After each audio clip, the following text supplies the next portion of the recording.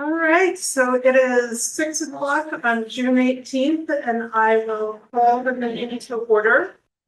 We just have a quorum with Lisa Sanders, Ann Henshaw is online, Shayna Kalnitsky is in the room, Donovan Nichols, Lois Perla, and Michael Ripley are all in the room. That gives us 6, which is our quorum. We knew that Penny Benelli and Caitlin Miller were not able to be here tonight for illness. We haven't heard anything from Katie Murphy, Jerry Usey, or Adrian Williams, except here's Jerry Usey. So he has joined us as well. Adrian actually sent a message to Judy's plan. Great. Adrian is also out there. With that, we can move on to the approval of the agenda. We have several additions to consider here. I will read these out and invite other people to make their additions as well, and we can consider them all together. Unless there's an objection to any one of them, then let me know and we can consider that one separate. Okay. So the first addition would be to add under new business, a discussion regarding and allowing an exchange student to remain enrolled at Green Mountain Union High School for their senior year under a J-1 visa. A second addition under new business would be to set a date for a hearing of the Teachers Association grievance against the board, and for the board to determine whether we would have that as a when the hearing would be conducted, whether it will be the full board or whether we want a subcommittee of the board to hear that. A third item would be to acknowledge Todd Para's many contributions. And a fourth item to include would be an update from the CTES library subcommittee meeting. That would also be under new business. Yeah, that's where I would put it. Did you say all of them are under new business? Except for Todd Para. I think he definitely counts as old business. No offense. No offense, not that he's old, just that his business. And then Shayna had a request for an item as well under new business or old. I think new business, Okay. to discuss a request for a longitudinal and comprehensive data set of math and reading proficiency for the district. Great. Are there other items for addition or deletion?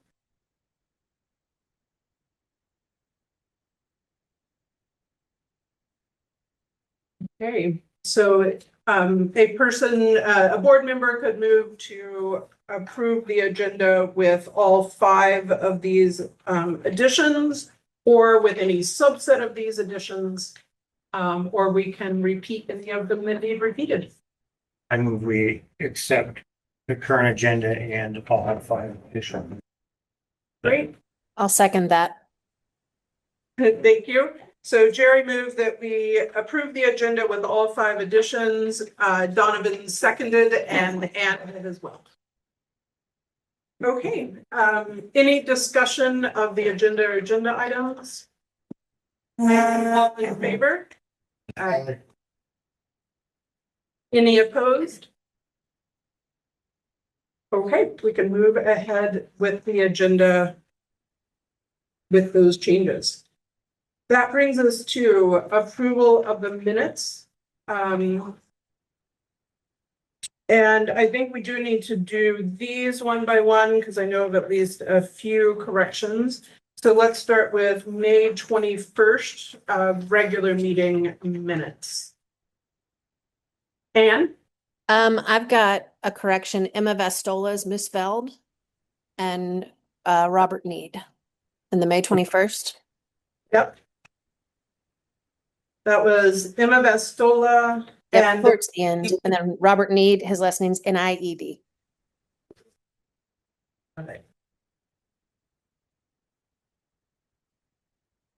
are there other corrections?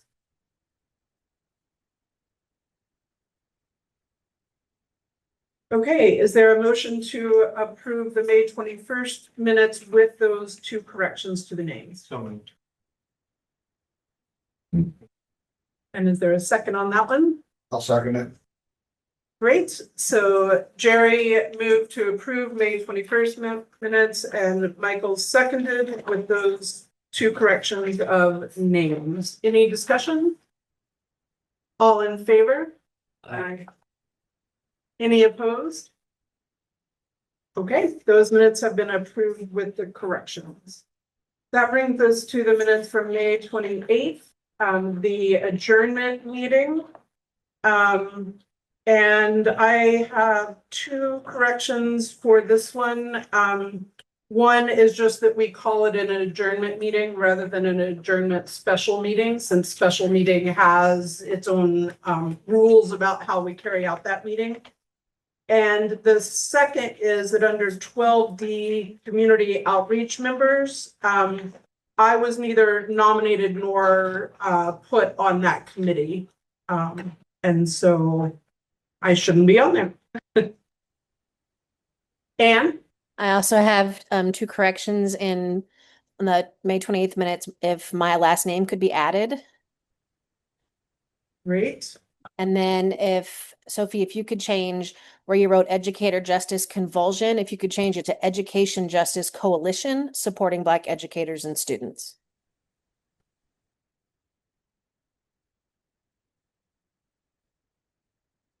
Oh, yep, and I had one other there as well. There's one place where Caitlin Miller's name is listed as Caitlin and somebody else on the board last name. It might be Caitlin Henshaw, but that should be corrected to Caitlin Miller.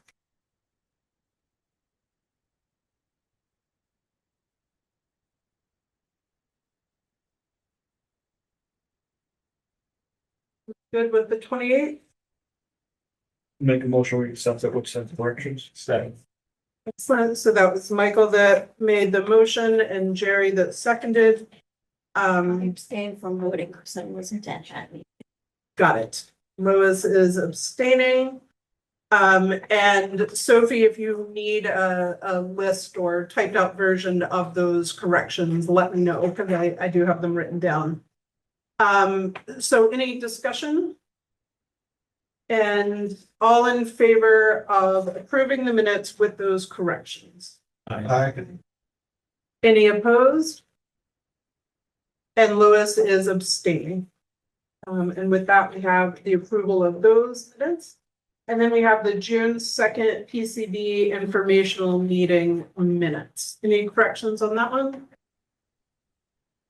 Anne? Mine's more of a kind of a deliberations question. I noticed none of the questions that were asked by Todd Pear or Jerry were captured in that. And there were a lot of really, really good questions that had to do with finish dates, timelines, follow-up testing. Are we good with those not being in there? Or how do we just say there's a recording and assume that's it?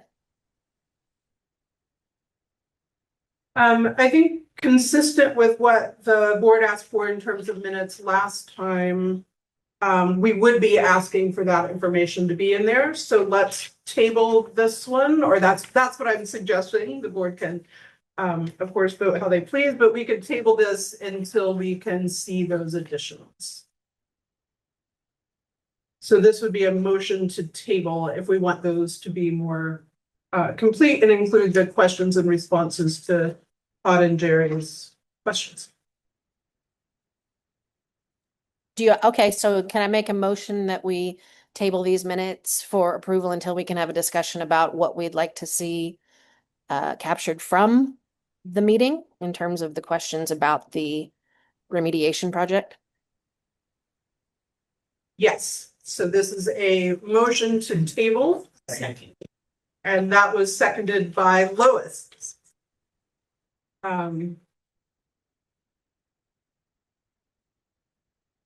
Okay, and that brings us to public comment. There is a sign up, so please use that or raise your hand or turn your camera on and wave at me if you're online and have public comments.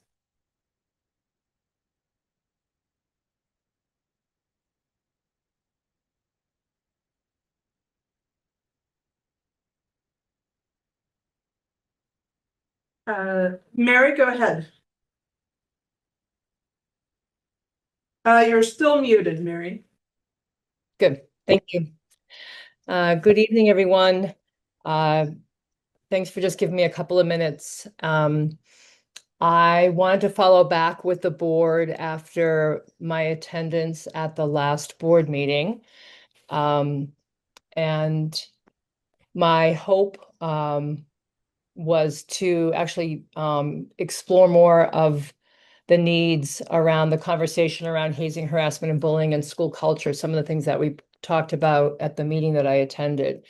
I've had several losses in my family and within some friends' families in the last couple of weeks, so I have not been able to follow through with the proposal.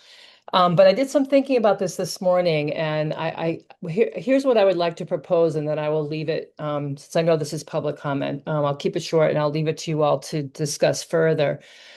One of the things that we did talk about was a conversation of some sort, or a presentation with the board around hazing, harassment, and bullying. And there could be a lot of different pieces of content that would be in that. It could be around sort of looking at policy. It could be looking at the state regulations or the state laws around that.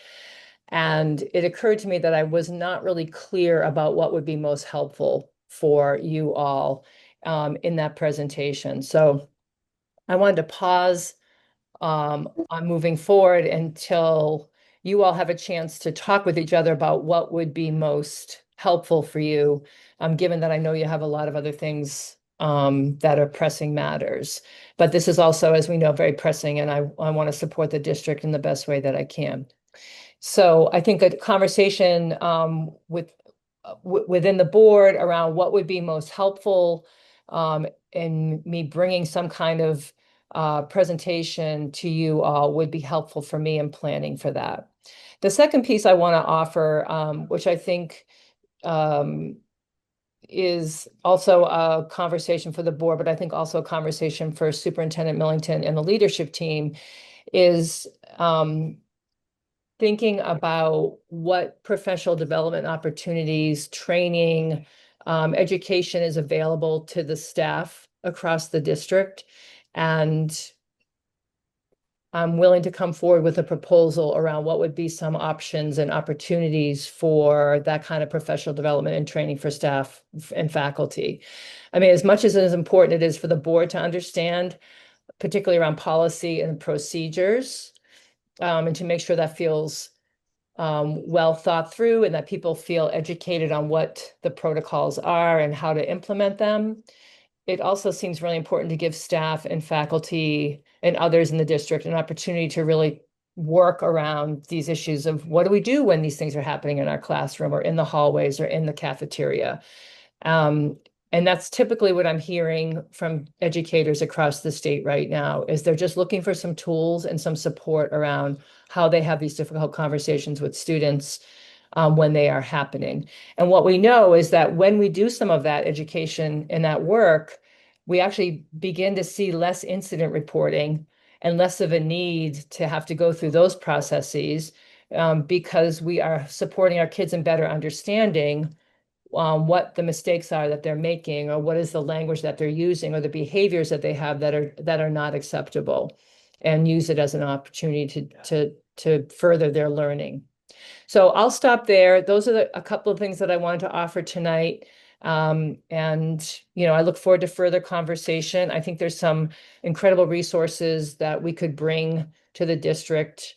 I heard Anne mentioning Education Justice Coalition. There's a Vermont Student Anti-Racism Network as another option that would be very happy to come in and give some support, and myself as well.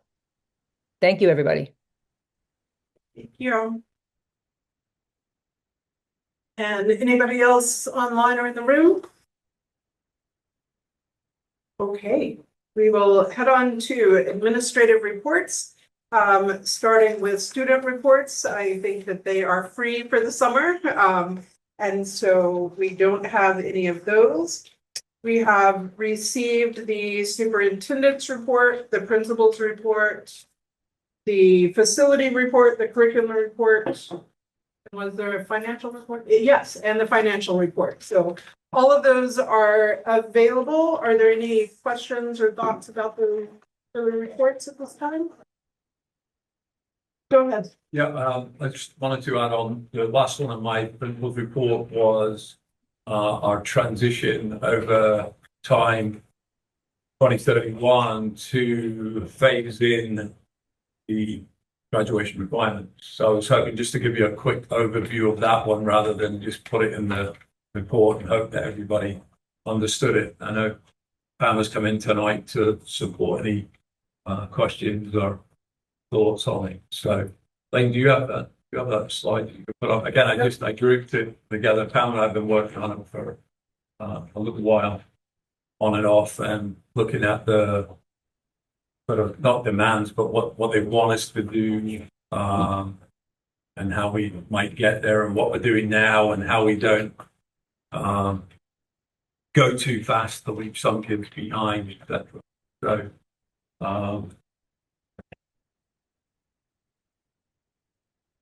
make that a little bit.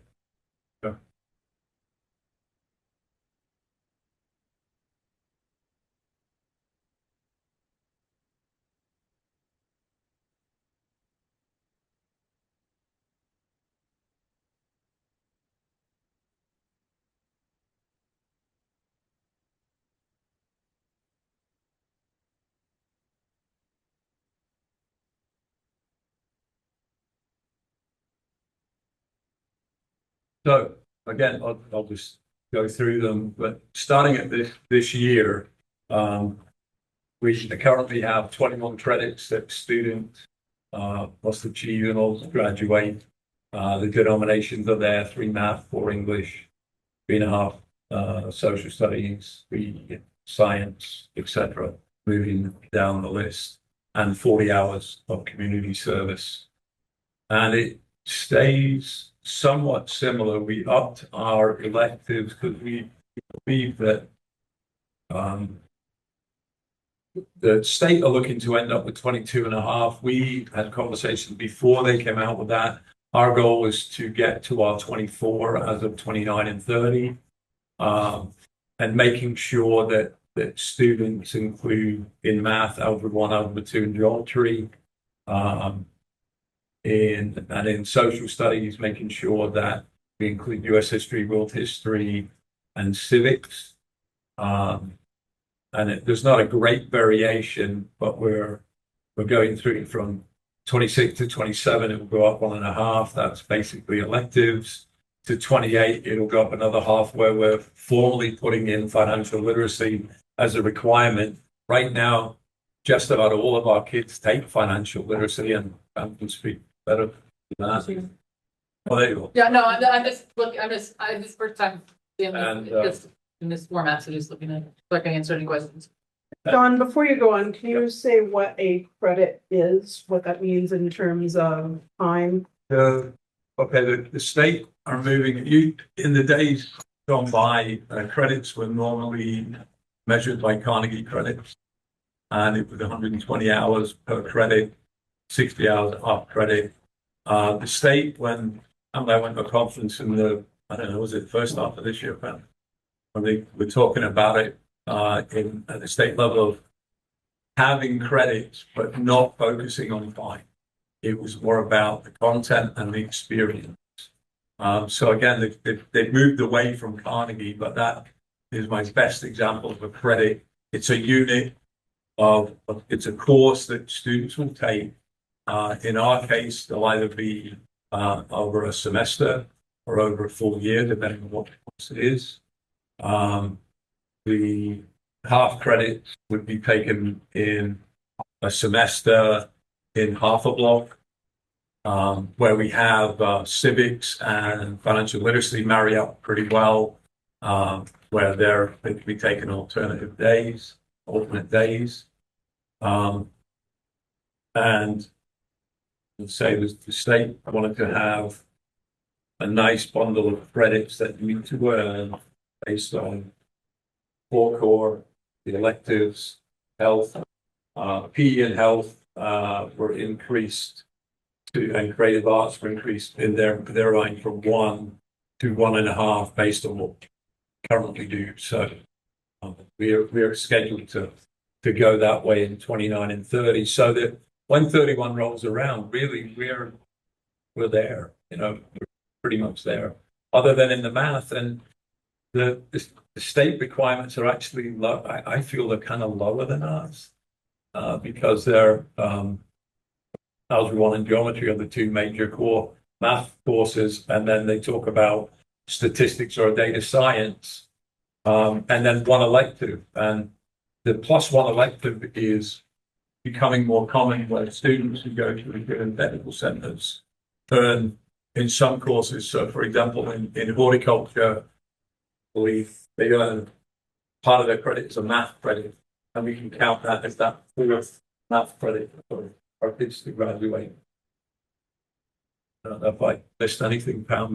Well, I guess I would say like, so these are the state's graduation requirements are already. So if you think about it, like those are the minimum. Most of our students graduate with more credit and specific along that track because that's not what the college is looking like. So as we are flexible and talking with students and developing plans, it really focuses around what their interests are as to how far they go. So when it talks about like for our math credits now, our Algebra 1, Algebra 2 geometry, and then after next year, personal finance. Algebra 2, we a lot of times use UVM as the bar because it is prestigious school. We're very lucky. You need to have Algebra 2 to get in. So there are some thresholds that we say, nope, you got to do this. The 1 year of a foreign language. Well, if you want to go to some of our stronger 4-year colleges, you need 2. Right. So that becomes the minimum. But for those who are not interested in that and going into another field, it gives them a broad base and allows them to pursue those goals in however they wish. So as you kind of go across that, just because it says that when Algebra 1 geometry, our students would still be encouraged to do Algebra 2, then maybe it's Algebra 2 and then pre-calculus, right? Or AP calculus. Like this year we'll have weren't able to offer AP calculus this present year with any students.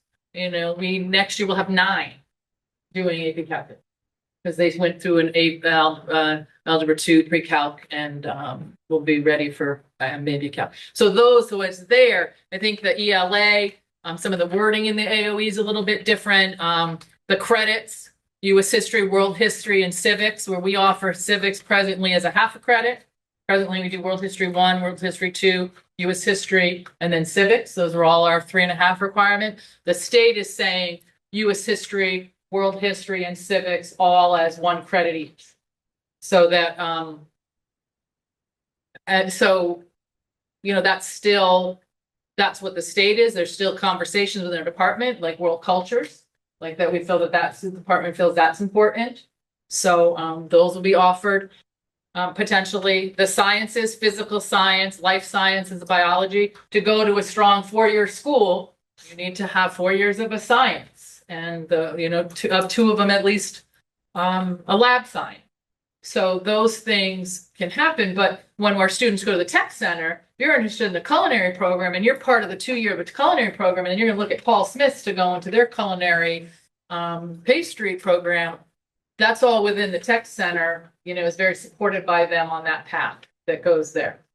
So I think that, and just a little bit, like if you think of when we were all in school, and I'm going to date myself, but credits is just credit. Like we run on an 8-period day, 4 classes first semester, 4 classes second semester. Those classes range anywhere from 75 to 80 minutes for that. So a semester with that amount of time is 1 credit, 1 course.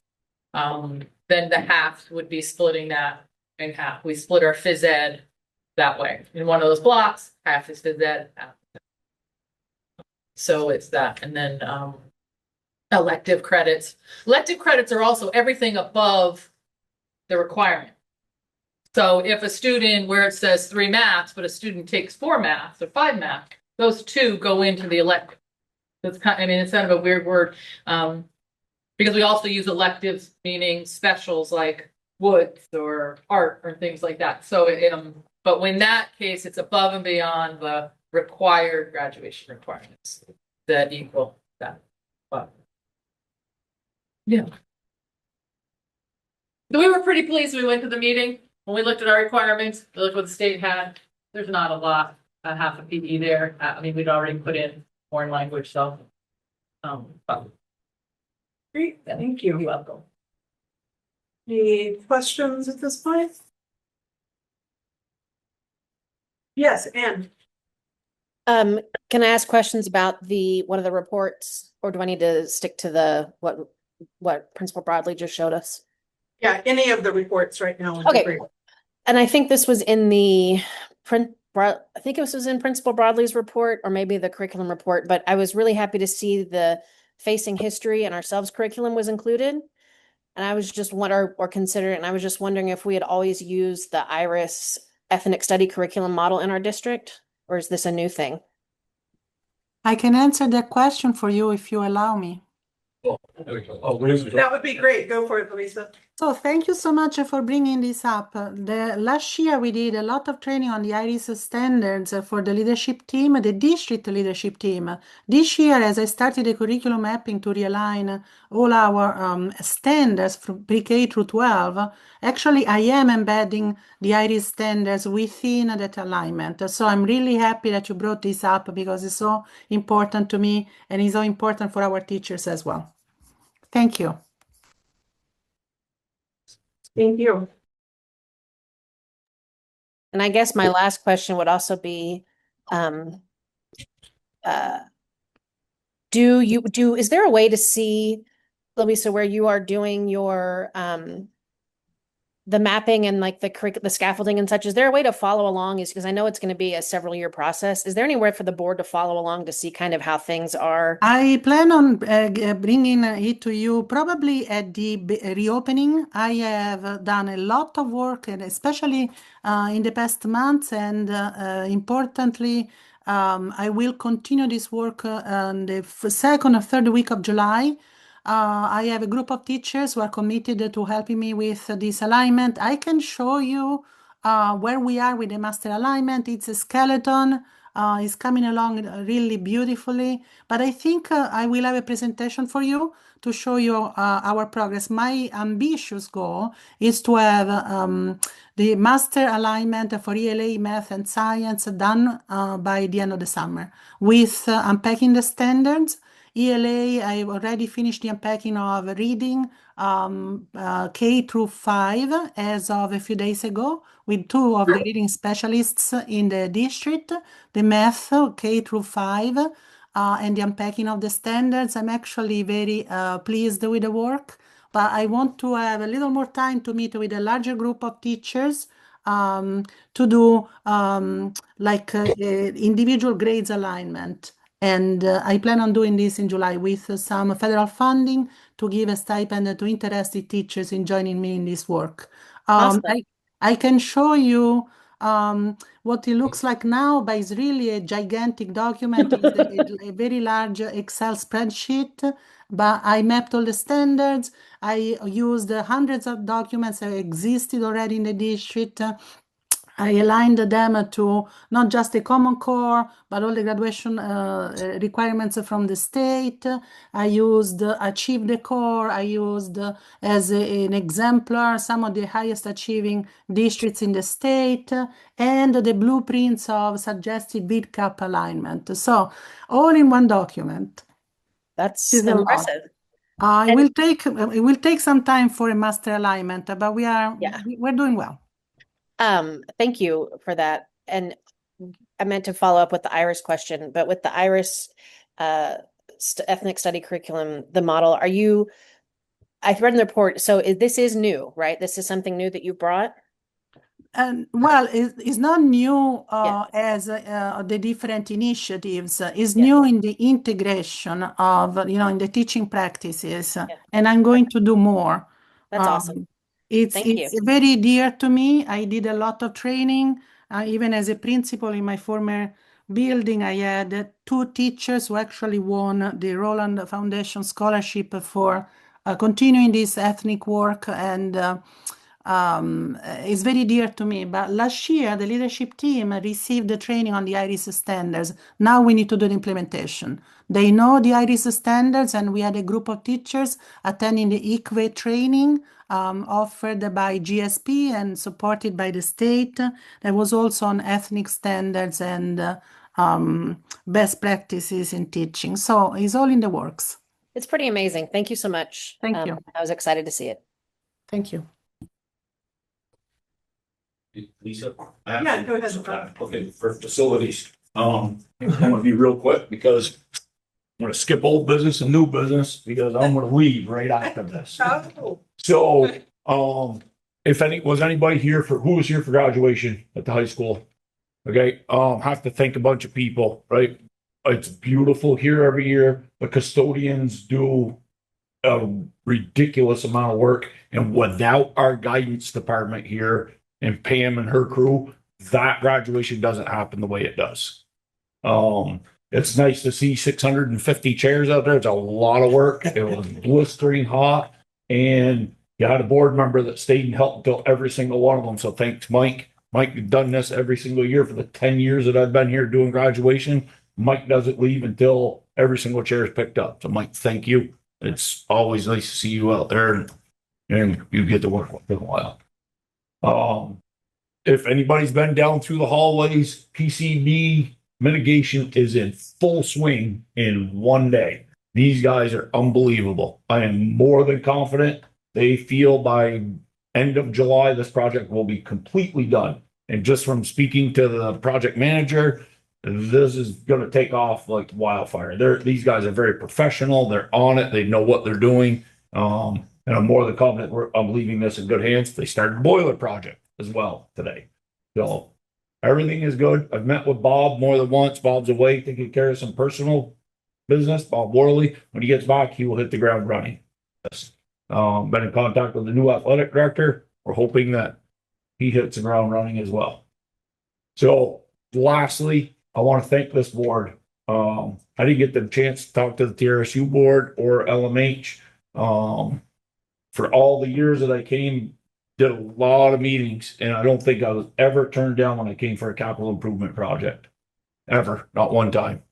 It was very, I'm not sure what the word is. It's very comforting to know that the board had the trust in me to make the right decisions. And it was also comforting to know that the questions you asked, I never took personal, were always great questions. And I wish everybody the best of luck for our students, our teachers, and our schools. So thank you for everything. And we are leaving tomorrow morning at 6 a.m. Wrapped. So everything's loaded. The house is sold. We're happy the house sold to a young couple who's bringing 2 kids into our school district. yes. So, That's great. all right. Well, thank you. Thank you.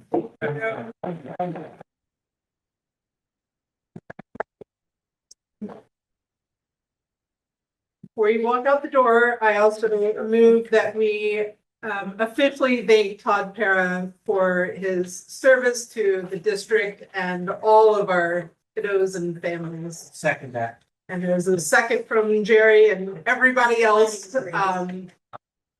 Yes, so thank you so much. You Thanks, have Todd. taught us a lot. Good luck. Good luck to you. Don't get a sunburn. Well, Sunday.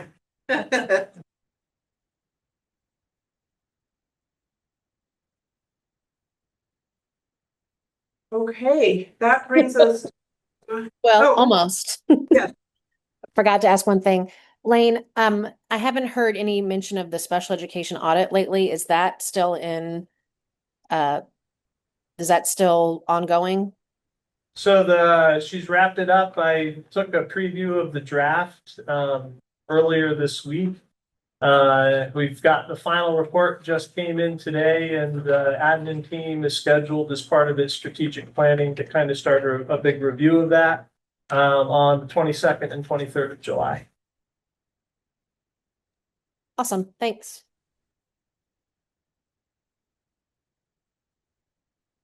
Excellent. Okay. That brings us to old business and the Sears data update, CIRS. And so for that, we're handing it over to Wayne. Navigating through all that menu slides. Okay. Yeah, there we go. Okay, so we did pull Sears data for 5 years based upon the categories that the board had requested at the last meeting. The data is not incredibly easy to get to because it usually is very identifying of students. So the state is very careful about how this information is doled out. Rob and Sean, our IT folks, did a great job getting connected with the state and being able to find this. Just a couple of things as we go through the data, remembering we've got 3 schools in the Green Mountain District. And their populations are dramatically different. And so when you're looking at the data, it's hard to kind of compare school to school. But as a rough rule of thumb, 1 incident in any category at Cavendish is the equivalent of 3.3 at Chester Andover. And 1 incident at Cavendish is the equivalent of 4.4 at Green Mountain. And Cavendish was the one that we used as the basis because it's the smallest population overall.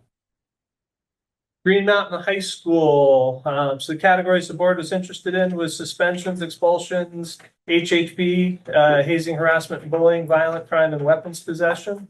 I've got a couple of graphs that are good to look at, but you can see it starts at the top in the past and comes up to this year. And so there is a decline in suspensions as well as HHB over time.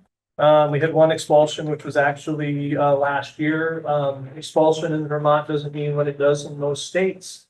It's 90 days or until the end of the school year. And usually academic services are provided during the time that the student is expelled under Vermont rules. No violent crimes reported, no weapons possessions. And again, just throw a chart up there going back to 2021-22. This is the rate of change over time in terms of suspensions, and you can see that it's declining by 12.3 incidents per year is the decline on average. And if there's questions along the way, just holler. Hazing, harassment, and bullying. Green Mountain. The high was 7 incidents in a year, and that was back in 2021, and it seems to have leveled off between 2 and 3 per year. On average, over that 5-year span, this is a decrease of about 1 incident per year. Trend line.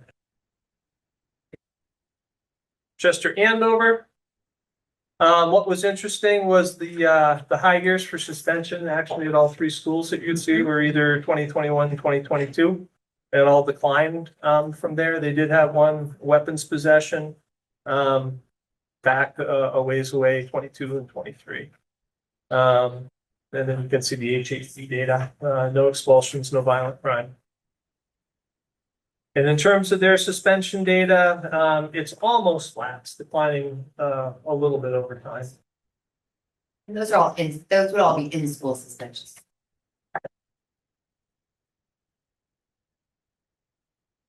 And then in terms of hazing, harassment, bullying, I apologize in terms of the scale, those gigantic bars look huge, but it's 2, 1, and 2 for folks that are looking closely. And again, it's been a decline on average over time. Cavendish, suspensions, kind of the same pattern. And this was true, like I said, at all schools. The early years, the 21, 22-ish time frame is when there were the most, and then they kind of declined from there. HHB is rare. 2022 seemed to be the year. For that, no expulsions, no violent crime, and no weapons possession. The trend for suspensions has been declining at about 1 incident per year, going back to 5 years. In HHB, it looks like it's a big decline. Again, it's fairly non-existent at the school. So I wouldn't pay too much attention to the trend line. Because the zeros counted there as well. Don't know if there's questions on any of the data. I think this was really helpful to see spread out by school because it gave actual numbers, and without actual numbers, it's hard to get a picture, and you hear isolated stories or challenges that people have had, and it's hard to get a context. This helps clear up the total numbers. I'm curious if when the administrative teams looked at the specific incidents, have there been any patterns of, the types of incidents within each category that would go back to some of the public comments about the incidents that have happened, and Mary, who just said, oh, what PD might be necessary, because that's something that should really come from the administrative team according to the needs in their schools. I agree. Identifying a pattern when you have 1 and 2 and 3 in a school of 315, it would be hard to say that there's a pattern. I can't speak to 20, 21, 22, or 22, 23. I was just gonna say, we would love to have the opportunity, Nicole, Les and I, to talk to you perhaps in the fall when we're getting started about systems that we have in place in our building to support kids with behaviors and their social and emotional learning. We would love to put together some sort of presentation just so you get an idea of what it is that we do on a daily basis to sort of prevent these kind of occurrences. We're trying to be proactive and not reactive. And that doesn't mean it'll never happen because people are unpredictable. However, we would love to share that with you at some point in the fall if you're interested in hearing about that. One of the things I liked that was a nice complement to the Sears data was in the Green Mountain report that Mr. Broadley did that had teacher referrals too. So it brought it down to a small level because in addition to the big incidents, like what's the daily, climate like in the hallways, and, there was a clear decrease of those incidents too. So whether teachers are becoming more skilled or students are getting used to the preventative measures that are happening, there's a pattern of, decreasing incidents there. So that was, very good to see. Spike on the Yeah. That was COVID. Yeah. right? The difficulty coming back to school. And then The other thing that has resonated with me when we had a public comment about a student, I believe her name was Anna Ray, had spoken. I wonder if the board might, respond to the comment and provide a copy of the policy so that if the family felt that some step in that policy had not been achieved, that they were clear to know here are the steps that you can take to make sure that your voice is heard and that the situation is looked into appropriately. Because not everyone might be aware of those things, and in public comment, we can, step in to say those things. well, if they look reported, investigation open, they get a copy. Correct, but if they don't feel that they were satisfied, there are other steps as well that people might not know. Where is that available? Is that? Website. HHB policy, and then right below it is the procedure policy. So Great. Maybe, so maybe next year, the chart that we got on the front page of, I don't know if it was John or Keith that put it together on the principal report, maybe they could, all teachers, all the principals could set that up next year. Somewhere in the report and just fill it in as the year goes on so that we have the, as it goes from month to month. Yeah, that was a motion and a request that the board voted on, but also pointed out that for the elementary schools, some of those Right. don't really need. It's a little different, So, but yeah, they can change the definition of, yeah, Right. but still. yeah, and there's some information in both of the elementary school reports as well. So I think that's great. And perhaps after you hear what it looks like, what the systems look like in the elementary school, you'll have more information as to what would be appropriate to ask for from us as we support kids. Yeah, that makes a lot of sense. I'm also wondering if there is any connection between the Sears data and outplacements. Like, I'm guessing, and it is just a guess, that often the response to outplacement is because our schools don't have the personnel to handle some of the social emotional issues that are coming up. So the Sears data is used by the federal government primarily for equity purposes. So what they are looking for is they're trying to see is, do you have some groups within your school that are experiencing more of these incidents or being held accountable for more of these incidents than others? If special education being one of our only subgroups, if that were the case, we would have been notified by the federal government. And we have not. In terms of the students with emotional disabilities that do go out to outplacements, many of them are actually coming back with some of the programming that Mary has done.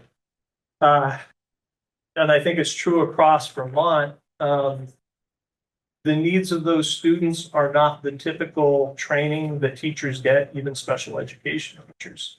And so I think a lot of it happens across the state because the skill set to actually address and meaningfully manage and improve those behaviors just does not exist within the district.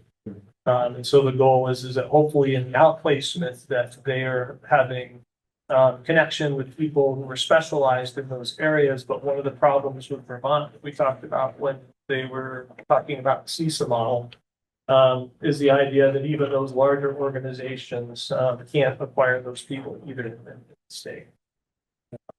I don't know if I. Yeah. Question. Thank you. Other questions on this data? Great. The next item is just an update on the principal hiring process, just to know what's happening. So they had the first meeting yesterday. They'll be meeting again on Monday, the search committee. On Monday, they'll be finalizing the questions that were developed to kind of test the candidates on the traits and skills and characteristics that the committee thought were going to be most vital for Cavendish Elementary. They will also finalize who they want to invite in for interviews. And then the following Thursday, the goal is to do the interviews and have a decision made before we go into the July 1st weekend. There are 9 candidates currently at this point in time.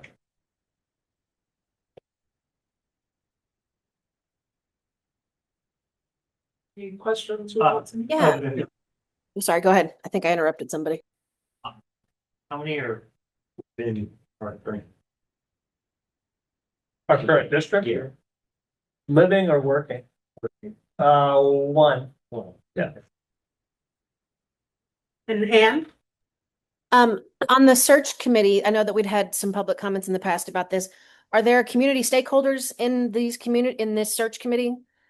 Community and parents, I think that category, I think there are 5. Awesome. It's a pretty sizable committee. Yeah.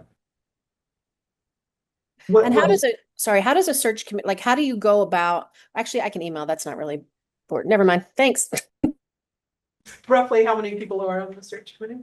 It's either 10 or 11. We had a couple that couldn't make it at the first meeting, but they were really good. They put their thoughts down in writing so that we could share it as we were going through our brainstorming process.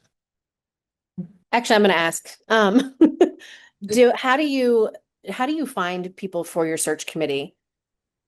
Usually it's a broadband communication out to the community. It's also posting on the Facebook pages, in this case, of Cavendish, as well as on the district website. in terms of internal folks, like, we've got one of the elementary principals that's on the committee, it's reaching out to them, and we reached out to all the staff members at Cavendish as well. Thanks.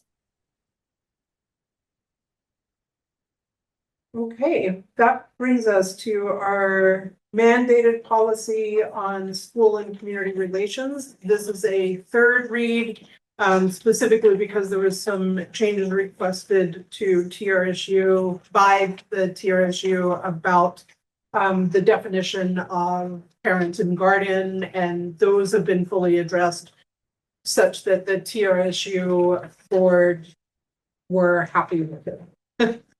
I think this is the easiest way to put it. Are there any questions or thoughts on that?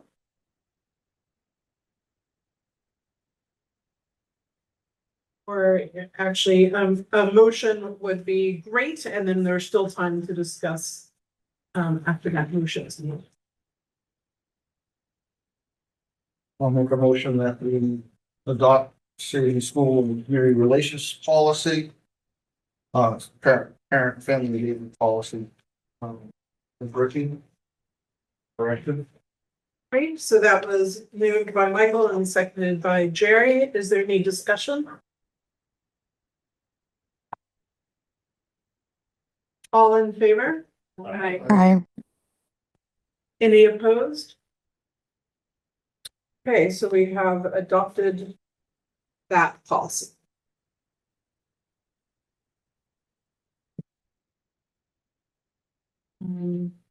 The next policy is on a second read, which is also the time where we would move and vote since there haven't been suggested changes along the way. This is for the cell phone policy. Is there a motion for it?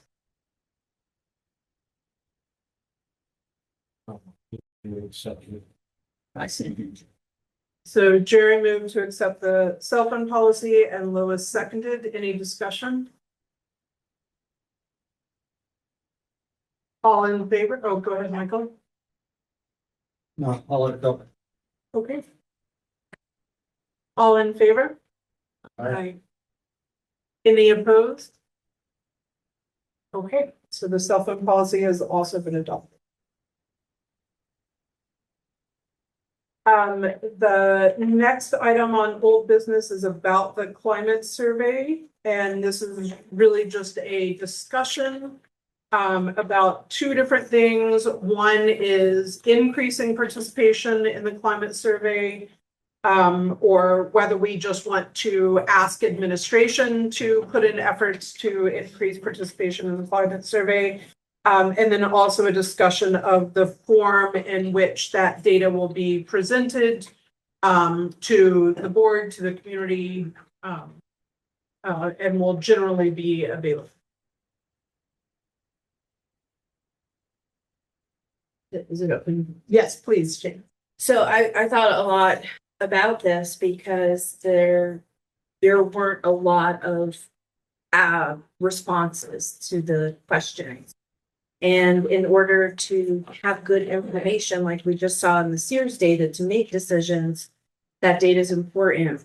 So one of the things that I would want to see, instead of a homemade survey, to consider changing to a nationally normed survey so that you can compare the school against itself and the community and nationally, to see growth, to see patterns, what's a strong point, what's a point for growth. And such a survey should also have participation by students, by faculty and staff, and by the community, with a series of questions that are similar but geared toward that population to capture the same information, but also with anonymity. Because if we want people to be truthful and transparent, there are sometimes sensitive topics that if they could be identified, they might not feel comfortable sharing that. And that might be true of a student, a parent, or of a faculty member. And then in terms of getting buy-in, the anonymity can help with the buy-in.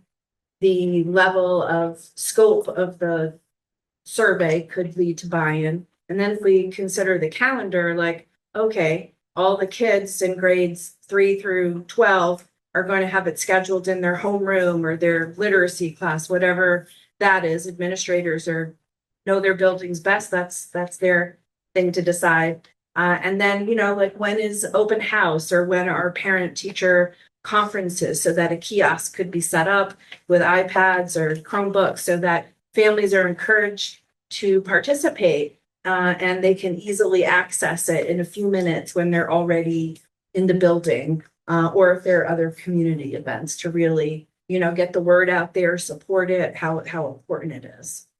I'm gonna second that. The reason that this survey was used is because it was what was used in the past and to try to be able to compare data. But looking back, in previous iterations, there's never been a good amount of turnout, for it. There are a couple of companies that are out there that will actually come in and do this work, using the survey that is highly recommended by the United States Department of Education. They will run the survey, which helps with the anonymity piece, right? Because they're doing it, they're commingling the data, and then they're presenting the data afterwards. There is a cost to it.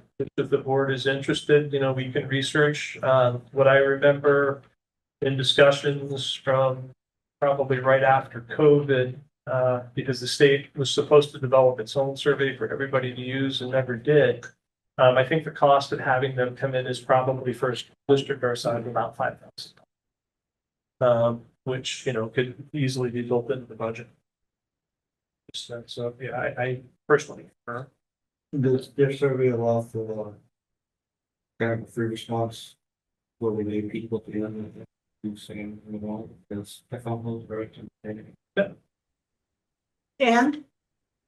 And thank you. To piggyback on Shayna's comment, I also feel like this is where we could do some good work in our community outreach committee, because we can start working on kind of building those connections and those buy-ins and establishing those connections to get more people invested in sharing, feedback, and really, I think it's an opportunity to do good committee work. I also researched 3 different possibilities and I can share them with the board and, the costs and the application and the accessibility. There's the ability to customize, and only one of them was nationally normed. And it's really accessible to parents. So I'm happy to share that info with the board. so if we had that kind of approach on the August agenda, would that be enough time to have it be part of the budget and also implemented even next year? No. That would be the year after, but we could have an idea. What'll happen is when we get into about October, hopefully hiring is wrapped up. We didn't actually have a lot of hiring this year compared to, at least not on the paperwork that I was signing. But what'll happen is there may be some savings, right? Because if you have people that are going out that are high on the pay scale and people that are coming in low, that is money that would end up in a surplus. And if we can identify that in October, we could probably use it to run such a survey if the board decides on one. I don't know what the Best Act 230 grant would look like this year, but that seems like a grant that this cost would fit into. Check. Good one. Actually, it could probably fit in under Title IV. I'll restrict that too. Thank you. I also just want to note that Katie Murphy has joined us online. Katie, I didn't catch the exact time, but I've got 6:59 right now. And Louisa, did you have something? No, I just wanted to, and I'm sorry to apologize before I leave, if you had any more questions for me. And if not, I'm just gonna say thank you for having me and goodbye. Thank you. Thank you. Okay, that's great. And we will get that on the August agenda, so we have a chance to think about it in both for next year and then budgeting for the following year. Okay, that brings us to F, which was this discussion of our protocol for appointing people on the open board seats and the complaint about how we did that last time and the response to that. Jerry? Yeah, I mean, I'm not sure if everyone read my complaint. It had nothing to do with the candidates themselves.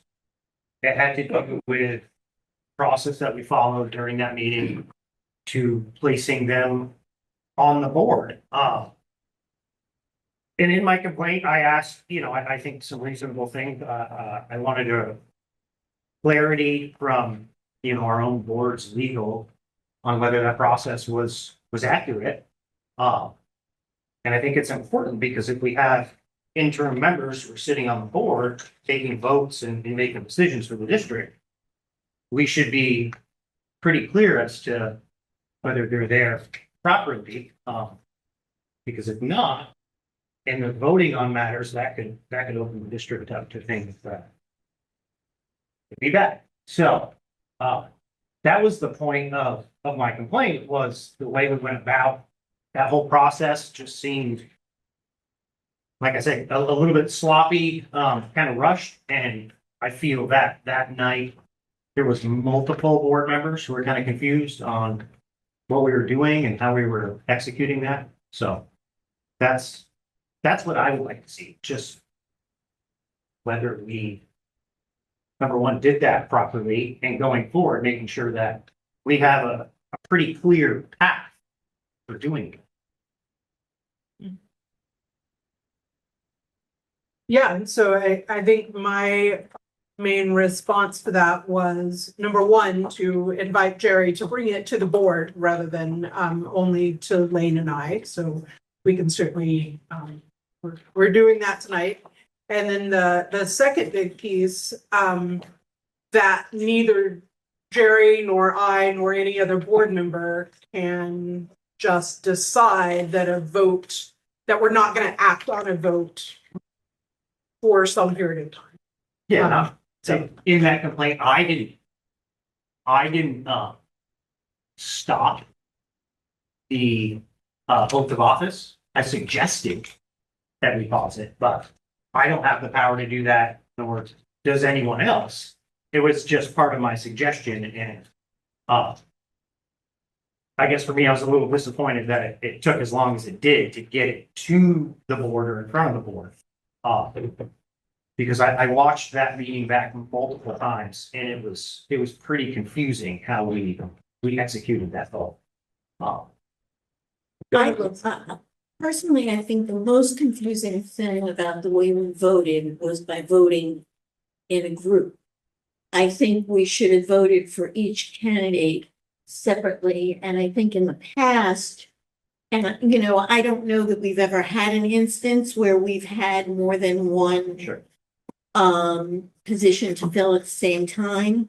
But I think that it would have been less confusing if we voted for each position separately and then counted the votes. It would have been, I think, voting for more than one position at the same time made it very confusing.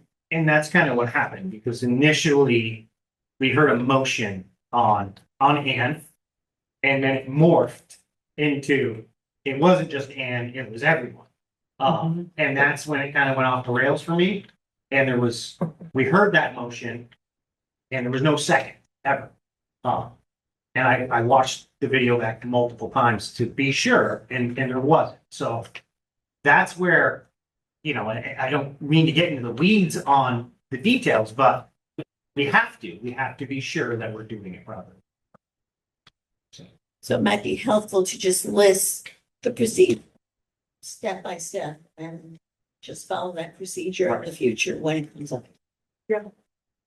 Yeah, I do think there's an important distinction between voting on positions, which we did treat separately, versus people, which we actually can't treat separately unless there's an order of nomination, which we didn't have.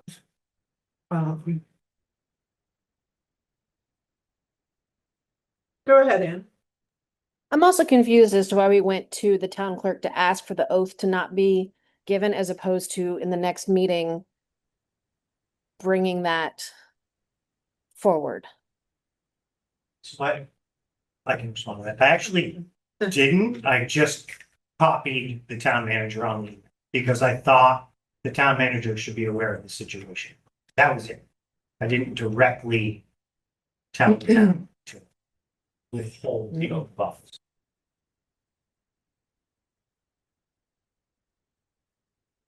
Yeah, so I mean, I think where we are now is, yes, there was confusion. It would be great to have avoided that.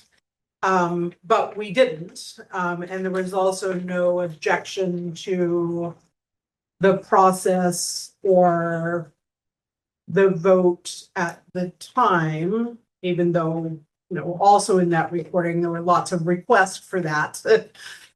Probably too many. So, I mean, one thing we could do now is someone could make a motion to describe that voting process and kind of add it to we already have the policy that we did follow on how we appoint members to open seats on the board. So that could be amended to include exactly how what counts as a nomination and what that voting process will be. And then that could come back to the board. We could have that policy or what we did reviewed by legal counsel. That does need to be a board vote because also neither you nor I can just say, okay, the district is going to pay a lawyer to look at this. So we would need to vote on that. So what is it that people would like to? Personally, I just want to make sure when not necessarily when we have candidates, but when we have a pool of candidates and there's more people than seats, that when we fill those seats, that the process we use is 100% bulletproof. Going forward. And just with the review of the policy that we have, is that isn't meeting that requirement? So you alluded to like, we didn't have to motion, right? But for me, we did. So the moment you ask for a motion and hear a motion, you have to follow that guideline. Because it's confusing for the public and for the board. If you're saying, hey, we have this one policy. We should be doing it this way, but I'm gonna hear a motion and then do it this way. We have to pick one of you. We can't do both. That's, for me, that's what I. Okay. Does that make sense? I think so. So I also think it's the correct thing that when there's a motion without a second, that we don't act on that. Agree, yeah. So it would be including more information in this policy about the motion or whether a motion is required and what happens next. Yeah, and again, the motion modified itself mid-motion. And it was just the whole situation fit right. And it wasn't just me or other board members. I had a lot of people in the public asking what happened. I just think we need clarity on that process and exactly how we vote or don't vote or appoint people to those positions. Would you like to bring changes to that policy to the board, or are you asking somebody else? Yeah, no, I could bring some or suggest some. Yeah, that would be a board thing, is to accept them. Does that seem good and complete discussion, or? No, I mean, it makes sense that whatever the process is, it's clear. It's posted and that we follow it so that we're as ethical and consistent as possible. And that's especially important, as Jerry said, when we have a big decision to make and there are more people than seats, and we want to have a very clear path. Both for the board's sake and for the public, because it's a sensitive topic. Absolutely. Great, thank you. Okay, another nice big one.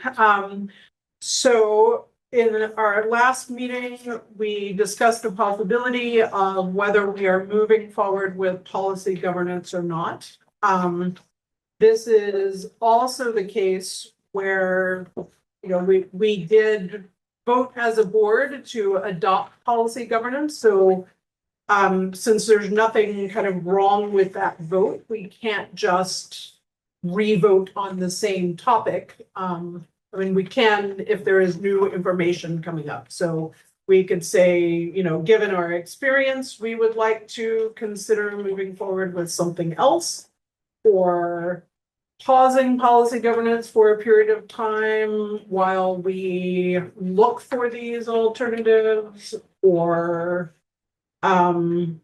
we could have a confirmation that we want to move ahead with policy governance. I move to continue with policy governance. Great. So that was Katie Murphy who moved to continue with policy governance. Is there a second? Yeah, second. And that was seconded by Jerry. Any discussion? This is something that we can revisit, like, let's say, for some point, when he retires, he wants to go somewhere else.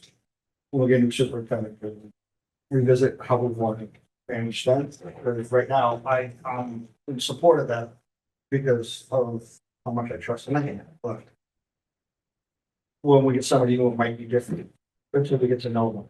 That makes sense. I'm not really in support of staying with policy governance, because what I've heard is that it's taken 1.5 years and that we've gotten nowhere.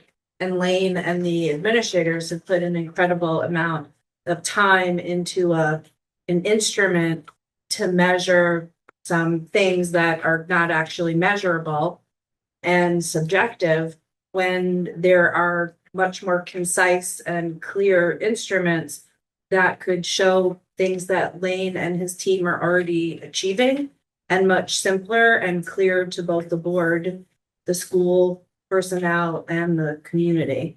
And I think it would be worth it to consider those options. We did discuss at the TRSU board meeting that having 2 different ways of evaluating a superintendent in a district when there are 2 smaller boards and 1 large board is also very ineffective and inefficient.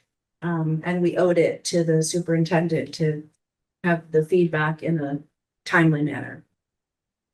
I would say, in my opinion, that we haven't moved forward because it's been blocked at every turn. Lamar Holly doesn't do policy governance, or? Correct. And does the TRSU have options about that? So the TRSU has adopted policy governance.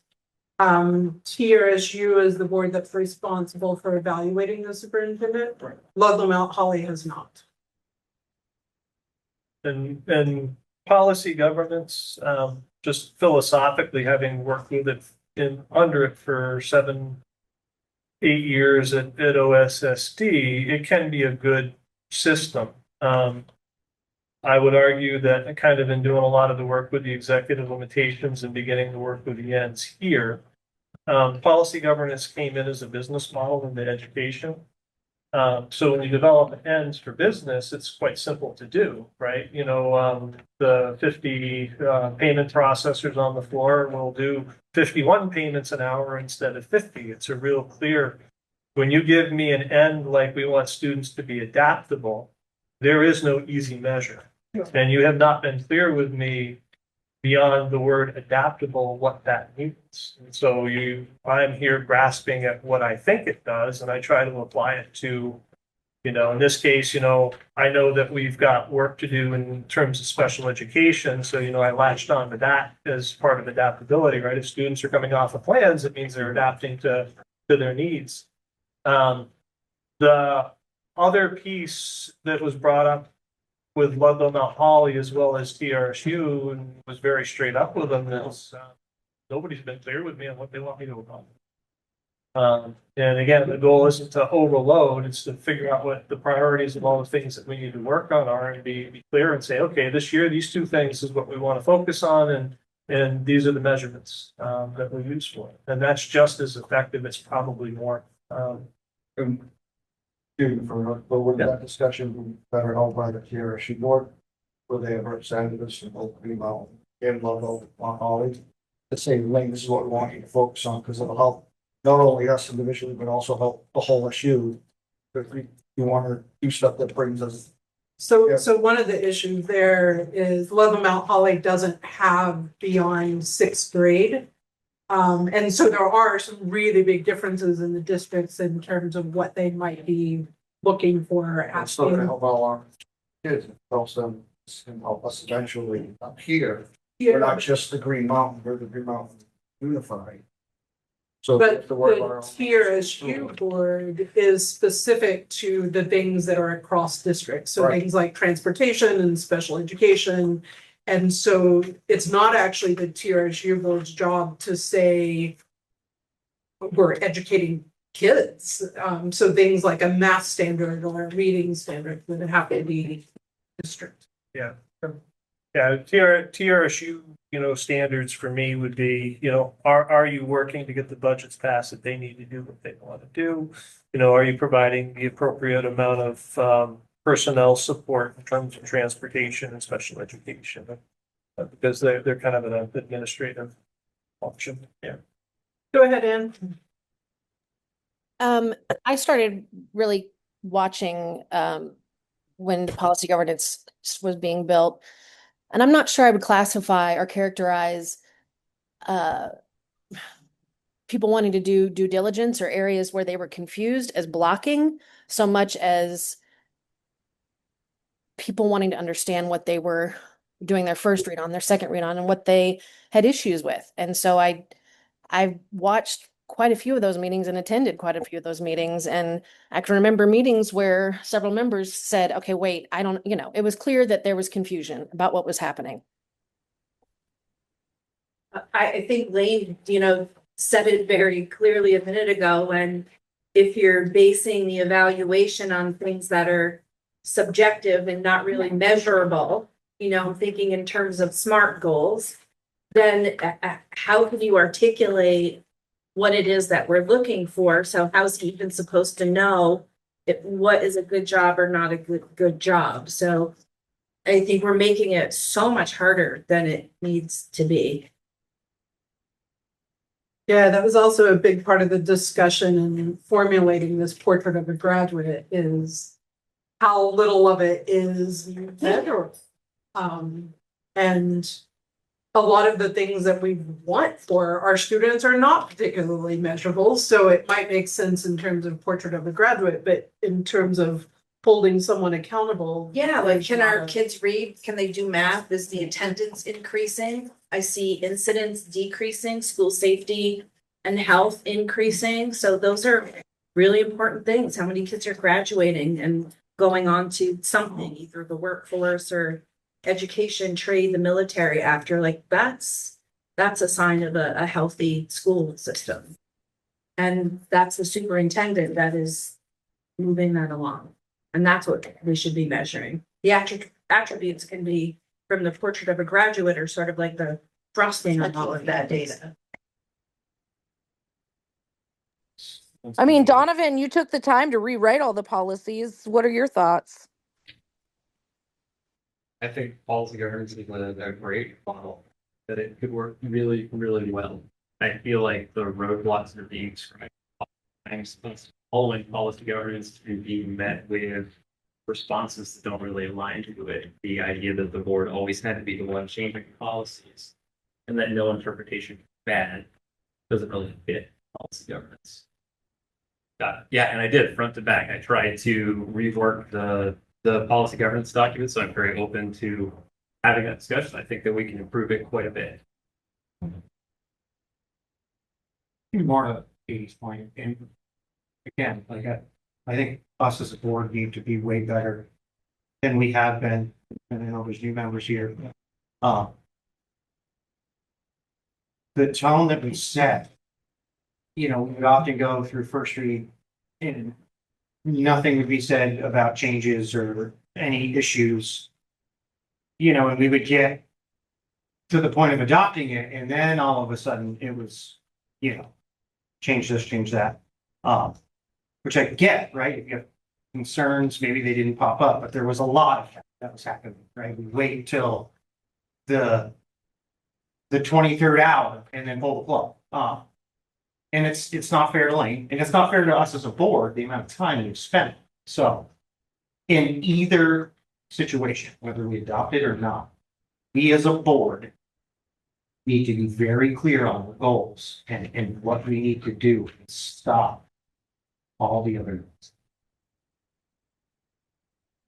So I think that's a really important point, but I disagree with the idea that we should not be spending a lot of time on the policies if we are using policy governance. Like part of the reason there was the first read and then, okay, I'm sorry. Misunderstood that Megan.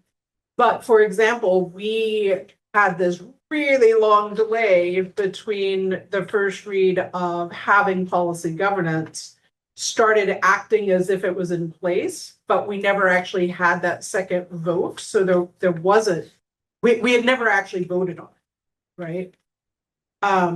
It came back up and we did vote when we realized that was the case, but that meant there wasn't that opportunity to say, here are some changes. Just out of curiosity, did you have changes in mind before we even got there? Because there were multiple meetings where we met with, is her name Jean? I always get her name wrong. Okay, yes, her, to learn about policy governance and develop these policies before we had gone farther. So yes, I personally was part of those discussions and suggesting changes as part of that. Just as final thoughts, especially as kind of looking at the curriculum piece that was kind of outlined in the report. There are a lot of systems within the district and within the schools that are fragmented. A lot of it is because of turnover. I would argue that the best thing to do right now, given some of the work and heavy lifts and some of the systems that we have, keep it simple. I like policy governance, but it is an immensely complex system. And, you know, we'll talk a little bit about it. One of the pieces is training that's required to go along with it, the functions, so that's a whole animal in and of itself. I would, board, I'm supportive either way, but it is an immensely complex system for some of the simple work that we've got to do with some of the systems that we've got that aren't quite functional. I do know that Katie made a motion that I don't want us to forget we have to act on. And as just part of the discussion, I would be willing to bring other models and ideas to this board that, and what I heard Jerry say, not a waste of time, but let's be more efficient with our time, with Lane's time, with all the administrators in the building, because they have important work to do. And so let's, you know, see if we can simplify it while capturing quality data. And also part of this discussion of continuing, so the motion is to continue with policy governance. There is an opportunity in July to have a 2-hour meeting that would be specifically about setting what are these goals and measurements that could be like the 1-page document or the 2-page document that might be a lot more straightforward. So we don't have to go to nothing if we're saying no to policy. Any other discussion on this motion? Not on this motion, no. So any way to move it. That number again. That's like next. Just because there's a time Yeah. constraint? Okay, They're typically. yes, that's great. So let's vote on this motion if there's no further discussion, and then you can make a motion to amend As the long as that's agenda, okay. move it, and Alright, okay. So any other discussion on the motion, which is to continue with policy governance? Can I pursue a second? Um. Can't we vote to? I think keep your second and we'll vote. You are in no way obligated to vote in a particular way, either because you moved or second. Can we vote to table the motion until we do this other thing first? And Why then don't we just finish? Yeah. that and vote? okay. Yes, so you could amend the motion right now, or, and then we would vote on that, but right now the motion is to continue with policy governance. I'm hearing that there's no further discussion. So a yes vote is saying, yes, we will continue with policy governance. All in favor? Aye. All opposed? Nay. Nay.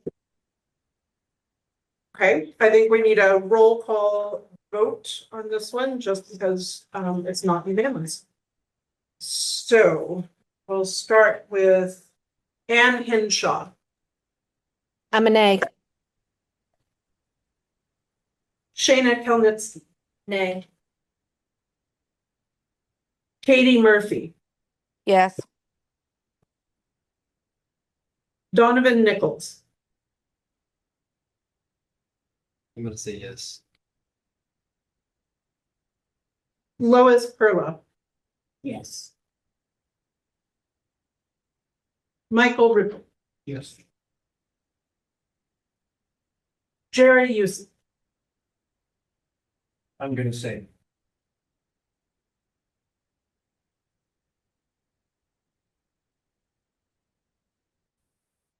Yes, so that is 4-3.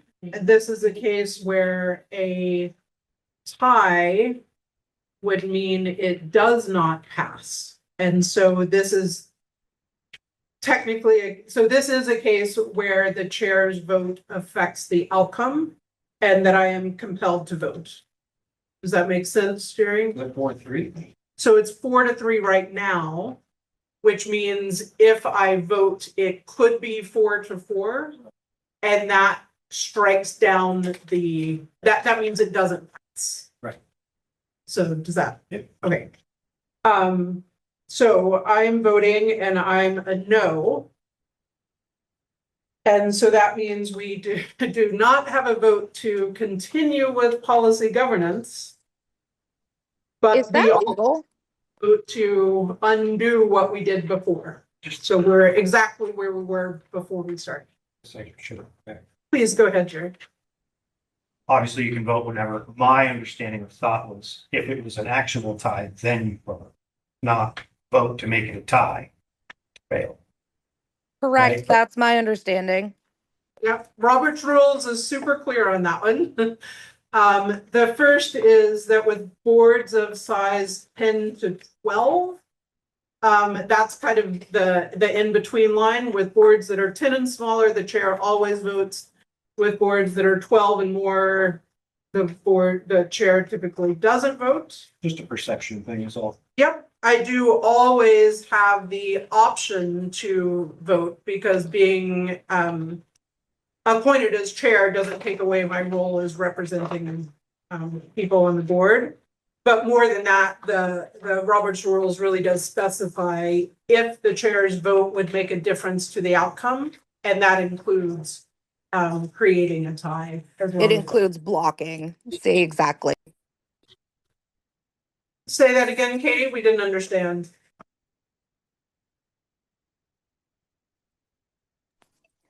Well, I have a second motion then, and my second motion would be that any request for Lane would be that all board members have to approve that request. I didn't understand that motion. So if a board member wants information or wants Lane to specifically do something, it needs to be approved by all board members. That's already statute. It doesn't happen. But it has to be approved by the board with a majority. We can't decide that every board member has to be in agreement in order for something to happen. Is Katie's current motion still on the table, or because Anne said that it's statute, that it doesn't need to be a motion? What's the next thing we need to do? Yeah, that's a great question. It does not. Sorry, go ahead. So Katie, would you like to clarify what your motion is?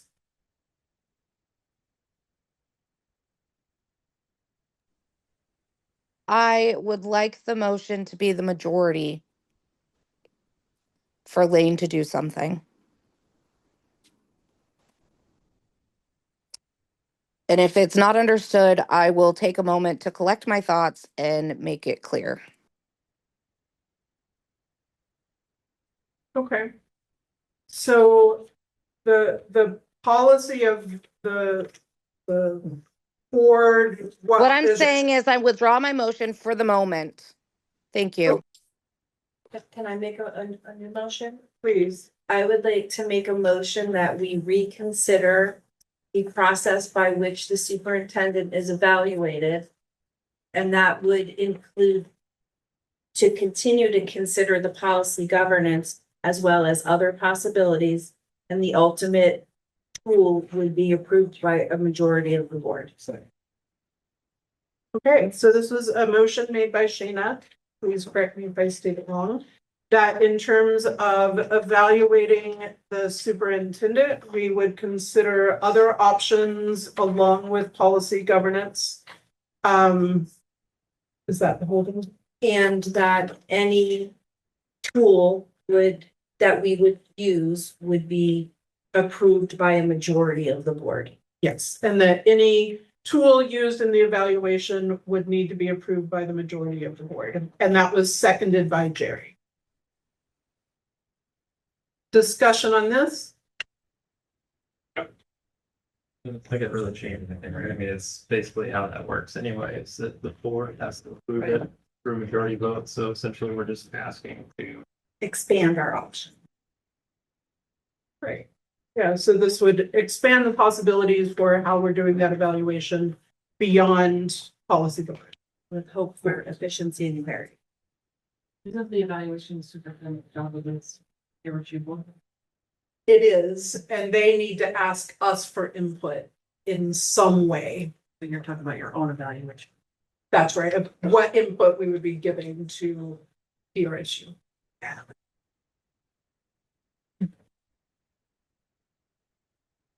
Okay, so that has been moved and seconded. Is there any further discussion? All in favor? Aye. Any opposed? Okay, so we will work, yes. I'd like to make the motion that we move number one under the possible addition deletion sheet that we got to doing it now. Second. Okay, this was moved by Mike Ripley that we move the discussion of the student remained in ability to remain enrolled at Green Mountain under a J1 visa through now. This is a change to the agenda, so we need a 2/3. It's been moved and seconded. Is there any discussion? All in favor? Any opposed? Okay, that's what we can do now. So we are now at the item of discussing allowing an exchange student to remain enrolled at Green Mountain for their senior year under a J1 visa. Actually, Dave Bias are here. Great. So the request has come in, with a J1 visa. And one of the things that I didn't ask when we met is who was the sponsor for this current? Exchange. So, because that actually helps clarify an important question. So I do recommend, that he be able to stay. But the reason that I am bringing it in front of the board, is because an exchange student, we do not get ADM from, the state of Vermont for an exchange student. At all. And so, typically there's a tuition involved, so I would be asking the board to waive that. He's been a good student. I know John's in support of it. We spoke, and I think it's just a wonderful addition to the school. One of the possibilities to think about is in terms of potentially expanding a J1 program, especially for the high school. There are a lot of students from out of the country that like to come in, especially senior year, and earn a diploma from the United States, especially if they're thinking about attending colleges. It's very helpful. At Marblehead used to have 20 to 30 students on J1. In that case, that was usually tuition down to that number of students, but one student's not going to have a monetary. What does that mean? In terms of the tuition, it would be what the board would set. What's our announced tuition right now? 22,000. And when we have a student who doesn't have, let's say, things in the category of excess cost needs, adding another student to the population in the building doesn't really cost us. We're not having to add another We student. don't get, we're just not getting with. If we had 5 or 10, that would be a difference. Can I ask a question? Sure. Go. I'm so sorry, Lisa, just because we've been working with the family. Yeah. And I guess my question, you're saying a J1 visa. I believe it's an F1 visa. Which, and so what, in order to do the F1 visa, the school has to become certified to accept international students. So, and there's a whole process, and it's not, unfortunately, it's not very popular. Vermont Academy and Woodstock are the only two high schools that have it. All the colleges do. But there's a process of application fee from the school, notification, a school visit. It's because certainly I would agree. If it was this to get another Y visa in the country, Austria said, yep, no problem, stamped it. We would love to have it. It's not anything personal, but I think the visa piece is where it gets complicated. If he has a sponsor through EFS, the J1 visa is the easiest way to go because the sponsor is the one that applies for. But you wouldn't be a part of the EF program. The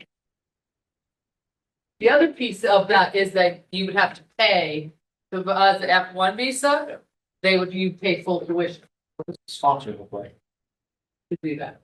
Sponsor is it's a group like the foreign exchange group, and they get approval from the United States to be able to apply for J1 visas on behalf. They typically pay for the application fees and things for the student that is coming over. It's typically a J1. I have not dealt with that one. It's mainly just to pick up that cost. The question is, I know in terms of sponsorships, it's a rare occasion that a school can get to be a sponsor. At least on the J1 side, we were at Marblehead, but it is not something that the U.S. government hands out frequently, if at all. Do you have a deadline? I know I'm sorry, Lisa, but No, go for it. Because I've been doing a lot of research on it, because John and I have talked about it. Yeah. And, and I was just checking now, and as we were talking about it, is that under the F1 visa, the family has to pay the tuition to come here. as well. So, and do you have a deadline to let your country know? Like how long it takes to get this? Yeah, he's gonna be able to fill out the request for the visa, and then he's gotta request a meeting through the consulate, but that takes how.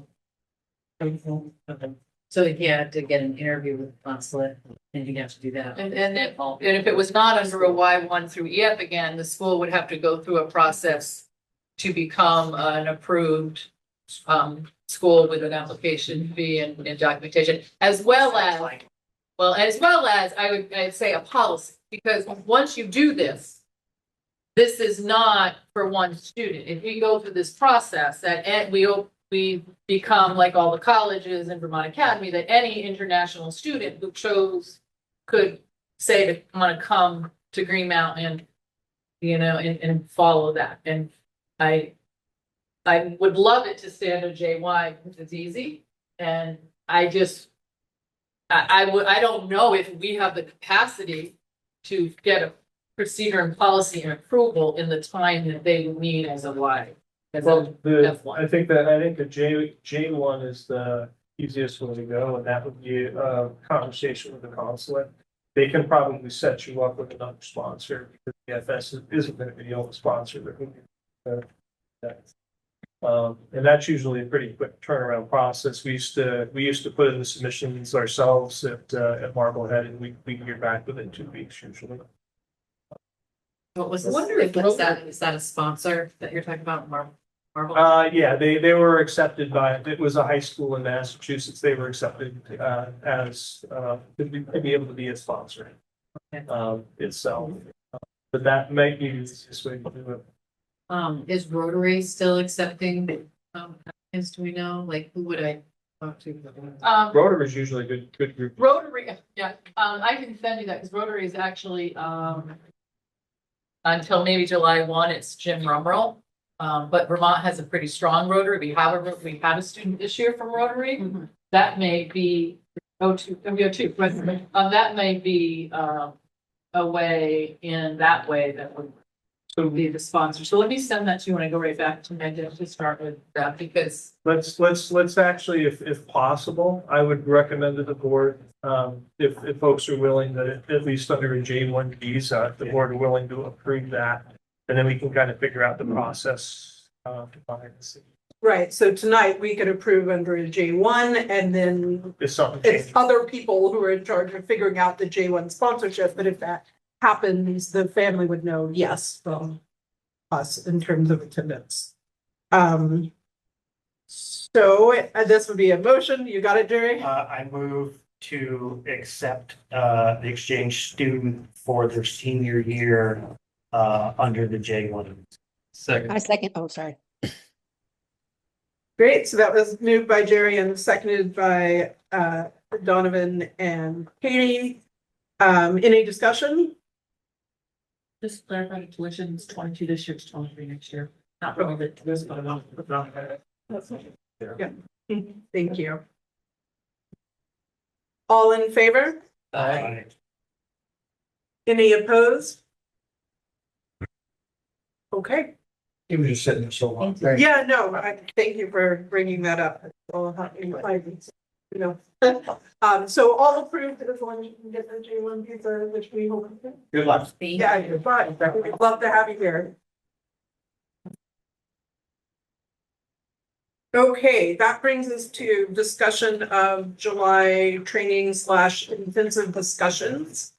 So I can share the information that I got through the survey responses, which are that the topic that was considered most important is the board governing itself. That is, what is our role? What are roles of individual board members versus the entire role, a code of conduct, the procedures we're following. So there's lots of things that we've talked about tonight that can also be part of that discussion.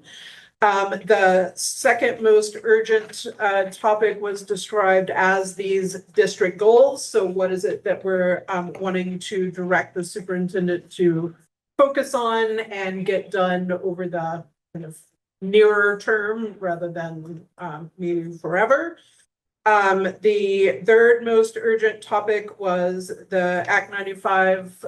We've got appointing a member to the merger committee on the agenda for tonight, but there's also the possibility of being in conversation with other districts. This is the one the state says we have to be in conversation with, but we could decide to be in conversation as others as well. And the fourth most urgent topic was being able to give Cheryl and Lane board direction on formulating the next budget, which they usually ask for at some point of what are our directions, and so this might be a time to do that. In the same order, in terms of availability, we have Thursday, July 9th from 6 to 8. That is also a great date because it means we could discuss hiring, for example, with the principal, which would hopefully be coming up very soon. And Friday, July 10th from 6 to 8. And then Thursday, July 16th from 6 to 8. And Monday, July 20th from 6 to 8. The previous date? Thursday, July 16th. And then Monday, July 20th. So these would all be 6 to 8 timeframes, and that was July 9th, July 10th, July 16th, and July 20th. And so what I would be proposing is that we take on these 4 topics in that order at these 4 separate meetings. Please show. No, I don't.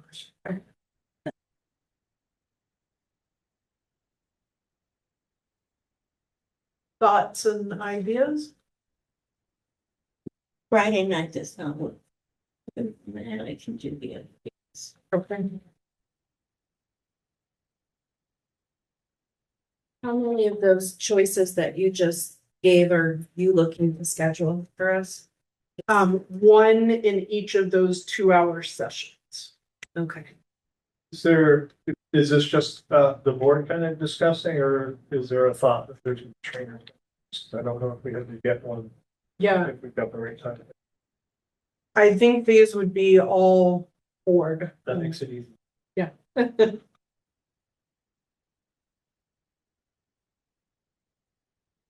You can answer, question then brings. Yeah, answer whose question? Shayna's? I was asking what the expectation was for those 4 dates that you gave that we're Yes. supposed to be choosing. So this would be meeting all 4 of those dates. And that on July 9th, we would be discussing the board governing itself. On July 10th, we would be formulating the district goals or these kind of more specific, shorter form goals that we want to ask the superintendent to be taking on, working towards. On July 16th, we would be discussing the Act 955 merger committee, what we want that representative to do on the Springfield TRSU committee, and also if we want to pursue any other conversations with other districts. And on July 20th, we would be discussing what are our recommendations or guidelines for Cheryl and Lane as they formulate the next budget. Would you want present at that meeting, or you can discuss it amongst yourselves? Would the board like for Cheryl to be, can you be there? Yeah, I wouldn't be opposed to that. I think I am support. Yes, he would love for you to. To say you're crazy, we can do that. Exactly. I can get behind this one. Yes, that would be great. I guess my question is, if we have to do 4, we can't condense any. We do not have enough people if we start before 6 o'clock. Really?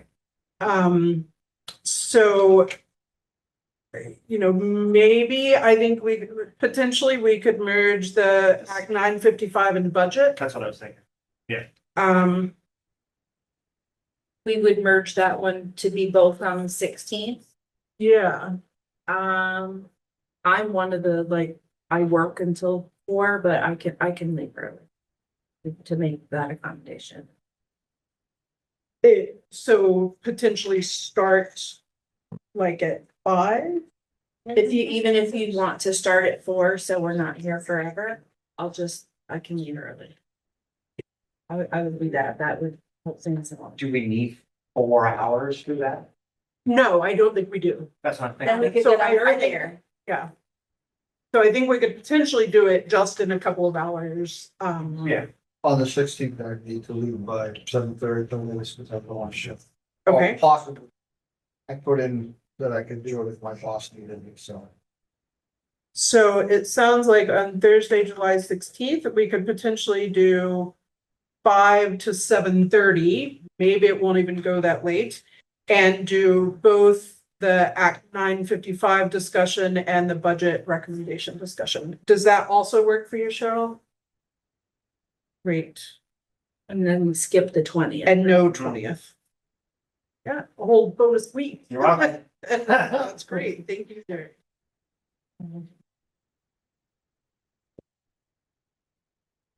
Okay, and just, let's see. All right, I guess like since this is scheduling kind of stuff, there's nothing more formal we need to do than that. But those meetings will be warned. And so as always, public is invited to speak and yeah, and any decisions that will be made require a quorum and a vote and all those kinds of things. Okay. Oh, right. The next is potentially an executive session to discuss the co-curricular stipend negotiations. I suggest that we not do this. Only because the co-curricular stipend work group is meeting again on June 29th or 30th. And then we'll have the actual formal numbers and presentation that could be voted on. So we wouldn't be able to vote tonight anyway. Yeah. So, okay. Excellent. So I should have brought that up as a deletion, but as long as that's okay, we did talk about it, right? So that brings us to the update on the Green Mountain support staff negotiations. And so this would be a motion to enter executive session that someone would need to make. Look under number 1 there. Yes. I move as allowed under 1 VSA 3. Nope, the I. You have to do the. Oh, aye. You have to do both. Got it. Yeah. I move that the board find that the premature public knowledge of the state of labor negotiations with the Green Mountain Support Staff Association would create substantial disadvantage for the board. I move as allowed under 1 VSA 313 1B to enter into executive session with the business manager and superintendent to discuss the state of labor negotiations with the Green Mountain Support Staff Association. Okay, and do we have a second for a second? And Lois seconded that. So now we move into executive session. And we'll give 8:28. Does anybody need a quick recess, 2 minutes? I just chucked my coffee and I'm ready to go. I'm a little scared. Everybody's back in recording. Great. Okay, so we are back from executive session, taking no action. It is 8:28, so we are on to new business. The first of which is, let's go with the approval of new hires. John, you're up. I'm up. Okay. So we have 3 new hires, 2 teachers and an assistant principal. I'll start with our French teacher. His name is Ben Clark. Done a lot of work in the Northeast Kingdom. I talked specifically he's also taught at Northern Vermont University. I taught the principal of Oak Mountain, I taught the principal at Woodward Institute, and he also taught at Mount Abe as well. A lot of experience, really, in my mind, and again, could be wrong, I hope not, really good person. He's going to be really good for our kids, really good for our programs when it comes to working with both our high school kids and our younger kids as well when we do the exploratory stuff with them. He totally gets it. He is also looking at potentially getting certified in Spanish as an endorsement as well, which would help support if we needed him to help in that area. So I definitely think it would be a great hire, his recommendation for good. He wants to work here and accepted. When I asked him, another good sign for me was I said, hey, we need all your transcripts of your education stuff. And it was with me in probably 15 or 20 to send to Abby. So looks like a very good hire for us. Secondly, math, our math interventionist, half-time and teacher half-time. The lady is Ezra Kuzer. She started she lives in Bennington and working in Bennington. She was in a para role for quite some time. Then she did the last 5 years at BPI, Permanency Institute. It's a very therapeutic school, teaching specifically math teaching it direct and teaching it in a supportive manner. That enabled her to also be able to experience kids in need, kids that have a lot of turmoil in their life. She explained all that she did very well. Again, her references were very good, both her director and her supervisor that I spoke to. Couldn't say enough good about her. Again, the question, would you rehire her? Absolutely in a heartbeat. Ezra is a math teacher and interventionist.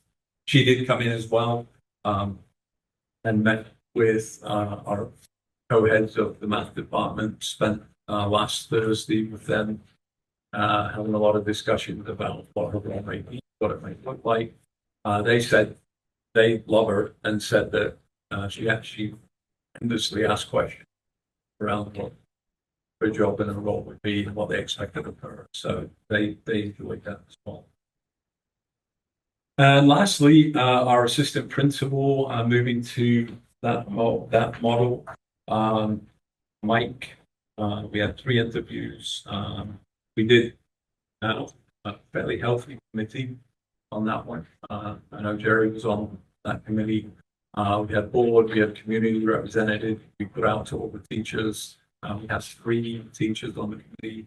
We had a student and myself and was on there. It was a fairly large coach.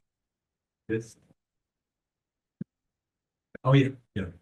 Yes, we did. And we went through our 3 interviews, and Mike stole the show by the committee. I took not so much a backseat because I'm the one that has to work with him. But when I heard everybody say, "Yeah, Mike, hands down," and again, Jerry, you're here to add anything you like to there.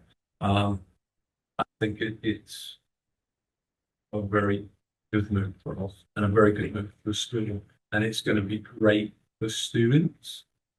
It's going to support a lot of the needs. And Mike is so willing to learn.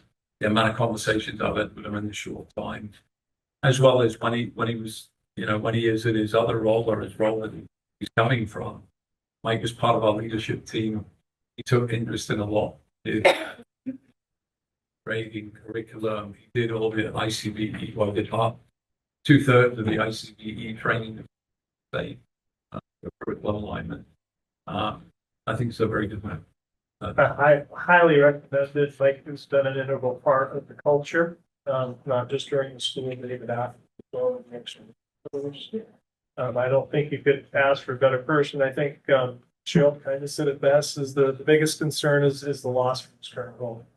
Yeah, right. But no, I highly recommend.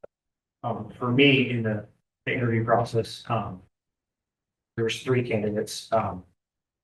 They're all, but in asking the questions and the way Mike answered, I'm always a huge fan of hiring within. His knowledge of the school and the students and the programs, and his vision and goals. As John said, he knocked it out of the park. And the one thing that really impressed me out of all 3 candidates is Mike was the only one who asked us what we would want from him, or what our goals for the school would be. And for me, that's important, because that means he's listening, and wants to do what's right. And we did give all candidates the opportunity to ask questions. Absolutely. So, yeah. And that was unprovoked. So, for myself, it was a no-brainer. And I think we'd be lucky to have him, although losing him in his current role will be hard to fill as well. So that's my case. And Lane, can you say anything just about the decision of hiring an assistant principal rather than a 7th and 8th grade principal? I think it's a good fit for where the school is right now and the needs that it has. One of the reasons for looking at the co-principal model at the time that we did was really having that strong focus on a potential middle school piece until we figure out what's happening in mergers and whatnot with the state, what happens with the PCB pieces, and then, eventually potentially talking with the board and the community about 6th grade. It just makes the most sense right now to have the assistant principal. Doesn't mean that it can't be upgraded to co-principal if the time comes that we get the middle school ball on the phone. So what we would need now is a motion to approve each of these hires, and it would be great if you actually name them and the position they're going in. I'll make a motion that we approve Mr. Michael Bennett as the new Green Mountain Union High School Associate Principal. Mr. Benjamin Clark as the new French teacher. And Ezra Kuzer. Kuzer as the new math teacher, math interventions. Second film. Great, so that was moved by Mike and seconded by Jerry. Is there any discussion? All in favor? Aye. Any opposed? Excellent, we have approved those hires. Thank you very much. Wow.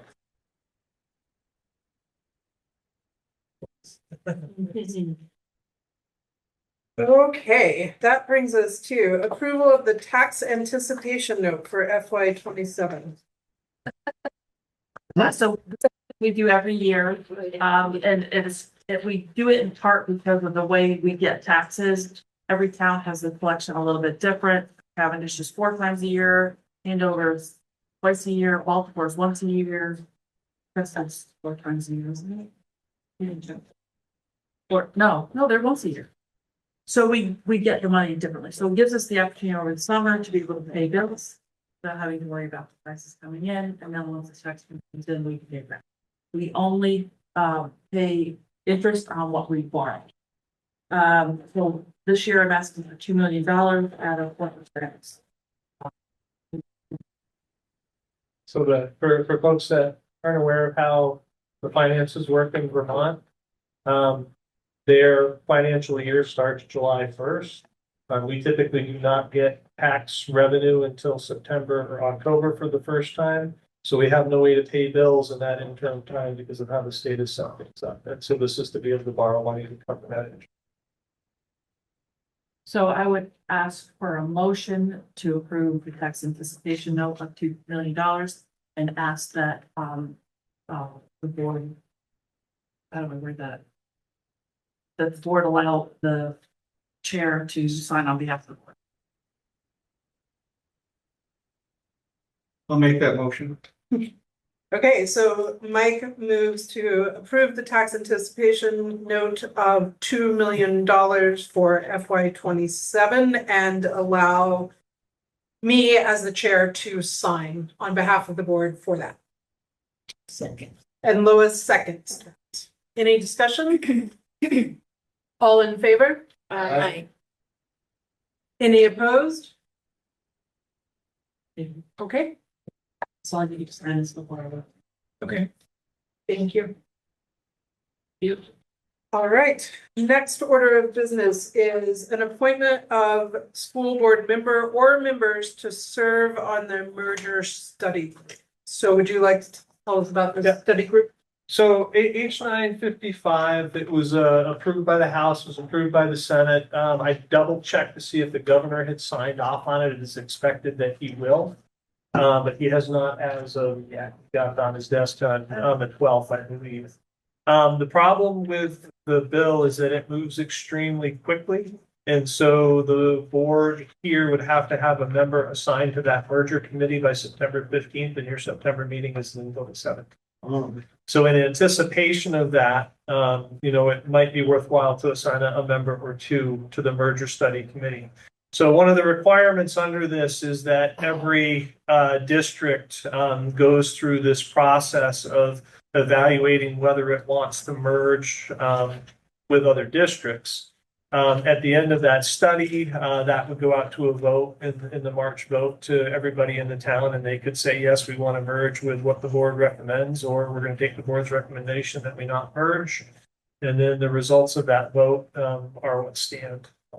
But again, this thing is hitting the ground fast if he signs it.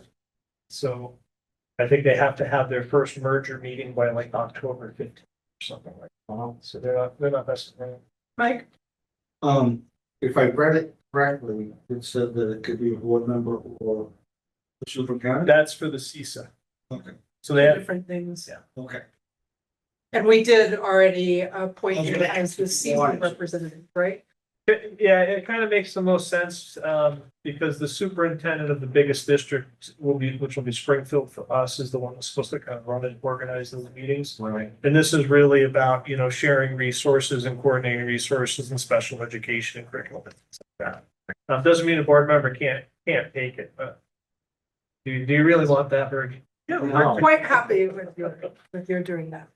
Am I correct that this merger study group gets a professional mediator, like person to lead it? The state's required to assign a facilitator.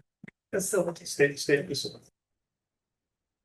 Well, I do nominate myself for this, and I'm happy for there to be additional people, but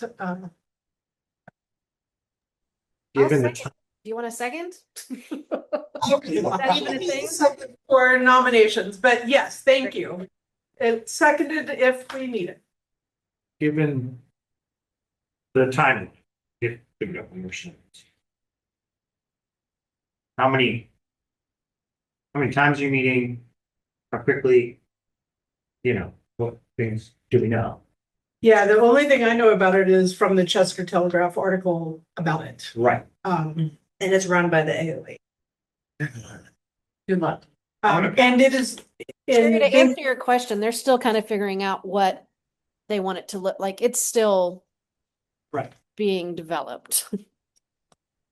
And I think the fact that we as a board also have the option of asking to or just joining any other district conversations as well means we need to think about who we want on this one with Springfield and if we want to pursue any other options, who would be on that merger committee.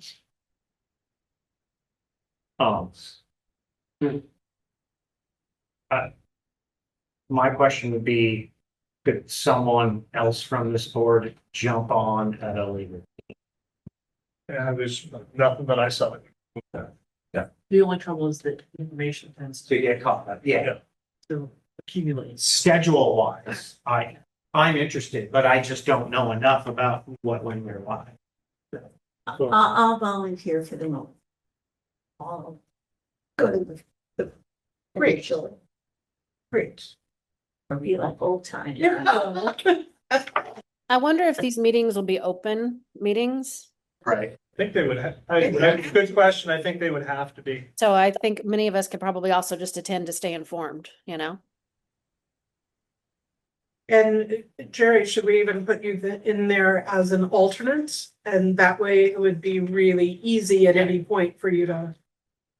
Jump in. Yeah.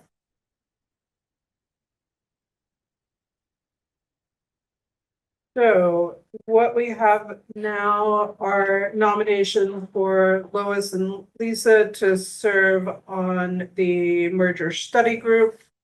And for Jerry to be the alternate to that.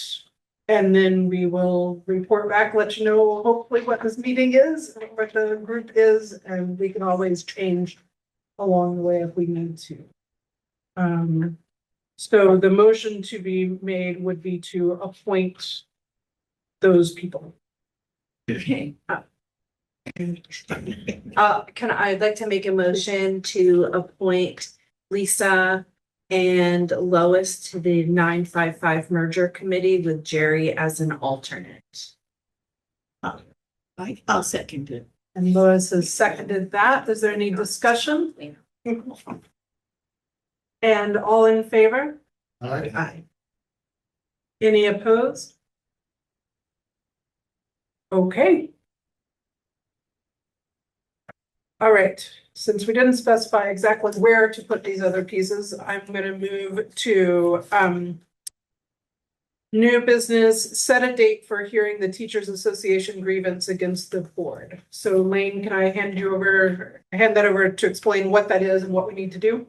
So the grievance that the association filed against the board started at step 2, which was at my level. So sat down, in addition to kind of their written statement, got all the information with them that I could. There were basically 7 critical points based upon labor relations and law, through which I rejected the grievance. So they have the right now to take it to step 3, which is a hearing for the board. They had requested the step 3 piece. I wrote them back today and just said, hey, you kind of missed an important piece here. You can't just request it. You have to state why you were unhappy with the explanation that I gave. And so they're working on that now. When that comes in, the board under the contract has 10 days to have a hearing with them. And it's a pretty simple hearing. They present their concerns to the board. I present the district's side on it. The board retreats into executive session, has a discussion about it, and then basically puts in writing within 10 days to them whether you're accepting their concerns or in what they are recommending that the board do, or whether they're rejecting them because they're not, fulfilling parts of the contract that should be fulfilled. My recommendation is probably setting a tentative date for June 30th. And again, it could be the full board or it could be a subcommittee of the board that is charged with that hearing. It does not have to be everyone, because I know that, getting a full quorum may be difficult. It's also possible that given the timing that they may not come back and meet the time requirements to get the level 3 request to us. So the advantage to having a subcommittee is then in order to hold that hearing, we would need a quorum of the subcommittee rather than a quorum of the entire board. So if there are a lot of people who are not available on the 30th, we might want to. I will do it. Okay. Fine. What time on the 30th? You tell me. We get to decide. is a tribute to the fire chief and Parker, who's retiring, and that's gonna be going until 6:37. So You could shift the dates. I was just trying to put it out as far as I could, based upon when I think they're gonna turn things. the next day I'm going to Black Island.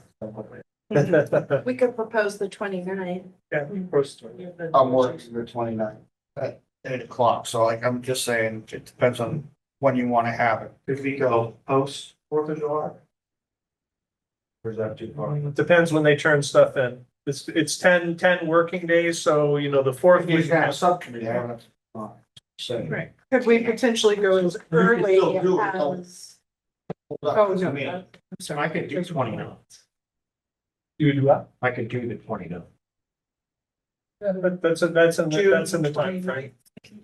I could do the 29th. So that's 1, 2, 3, 4, 5. You can put me on that as well. Okay. Well, then we don't, like, if we are really gonna have 6 people there, we don't have to do the subcommittee But the piece. 29th And then we can invite. Hard for me, because we have negotiations till 6:30. Well, it sounds like without. I'll be there. I would be there. And we can be there. Okay. So I say go subcommittee. Subcommittee, before you drop. Because there's at least 5 of you, the 3 of you, Jerry, and now. Yeah, it wouldn't be a good look to have like 2 people on the committee, you know, if you got four, so that's Right. Yeah. Yeah, okay. I'm good for the 20th. And at 6? Is that? Yeah, like a 6 to 6 o'clock, I think. yeah, because I can step out if I need to. Just want to make sure. Okay, so we would need a motion to create a subcommittee to be available for this with the people on that subcommittee named Their charge. and their charge. Yeah, right.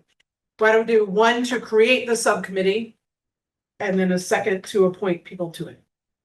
I move we create a subcommittee to. This is To hear a teacher grievance at level 3. Thank you, to hear the teacher grievance at level 3. Sorry. Okay, so that was moved by Lois and seconded by Jerry. Any discussion? All in favor? Aye. Any opposed? Okay, so now we have the subcommittee to hear this grievance. Accepting nominations for this subcommittee. Self-nominations. I nominate myself. Okay. Jerry? I nominate Ian. Was. I thought you wanted on it. You're there, Ann. Lisa. And All right, Lisa. I'll do it. I'm in. I thought you did, that's why I said. No, I was I- just, yeah. Okay, so now there would be a motion to appoint Jerry, Lois, Ann, and Lisa to that committee. So moved. Great. So Lois has moved that. Is there a second? That's Jerry who has seconded it. Any discussion? All in favor? Aye. And any opposed? Okay. Next is another piece we added to the agenda, just a brief update from the CTS Library Committee. So- There were 3 things we need. Well, just that the first, that they were. It's charge, Okay. and she put that in the. She put it in front, okay, I just wanted to show. Nope, thanks for checking. So this is just an update on the CTS library meeting. We met very recently, with Sandra Russo. Lane was there, which was great to also provide information. The basic idea, and please jump in if I'm, not summarizing this the best way, is that the district is fine until the end of the summer. The library may not be, because they have to establish their own insurance, and that has to be worked out by the town. But because there's no actual teaching going on, the district is fine through the end of the summer. And so this subcommittee would now like to pursue a couple of potential directions that we see as meeting the district's needs. One of which would be the possibility of hiring the librarian as a 0.4 FTE.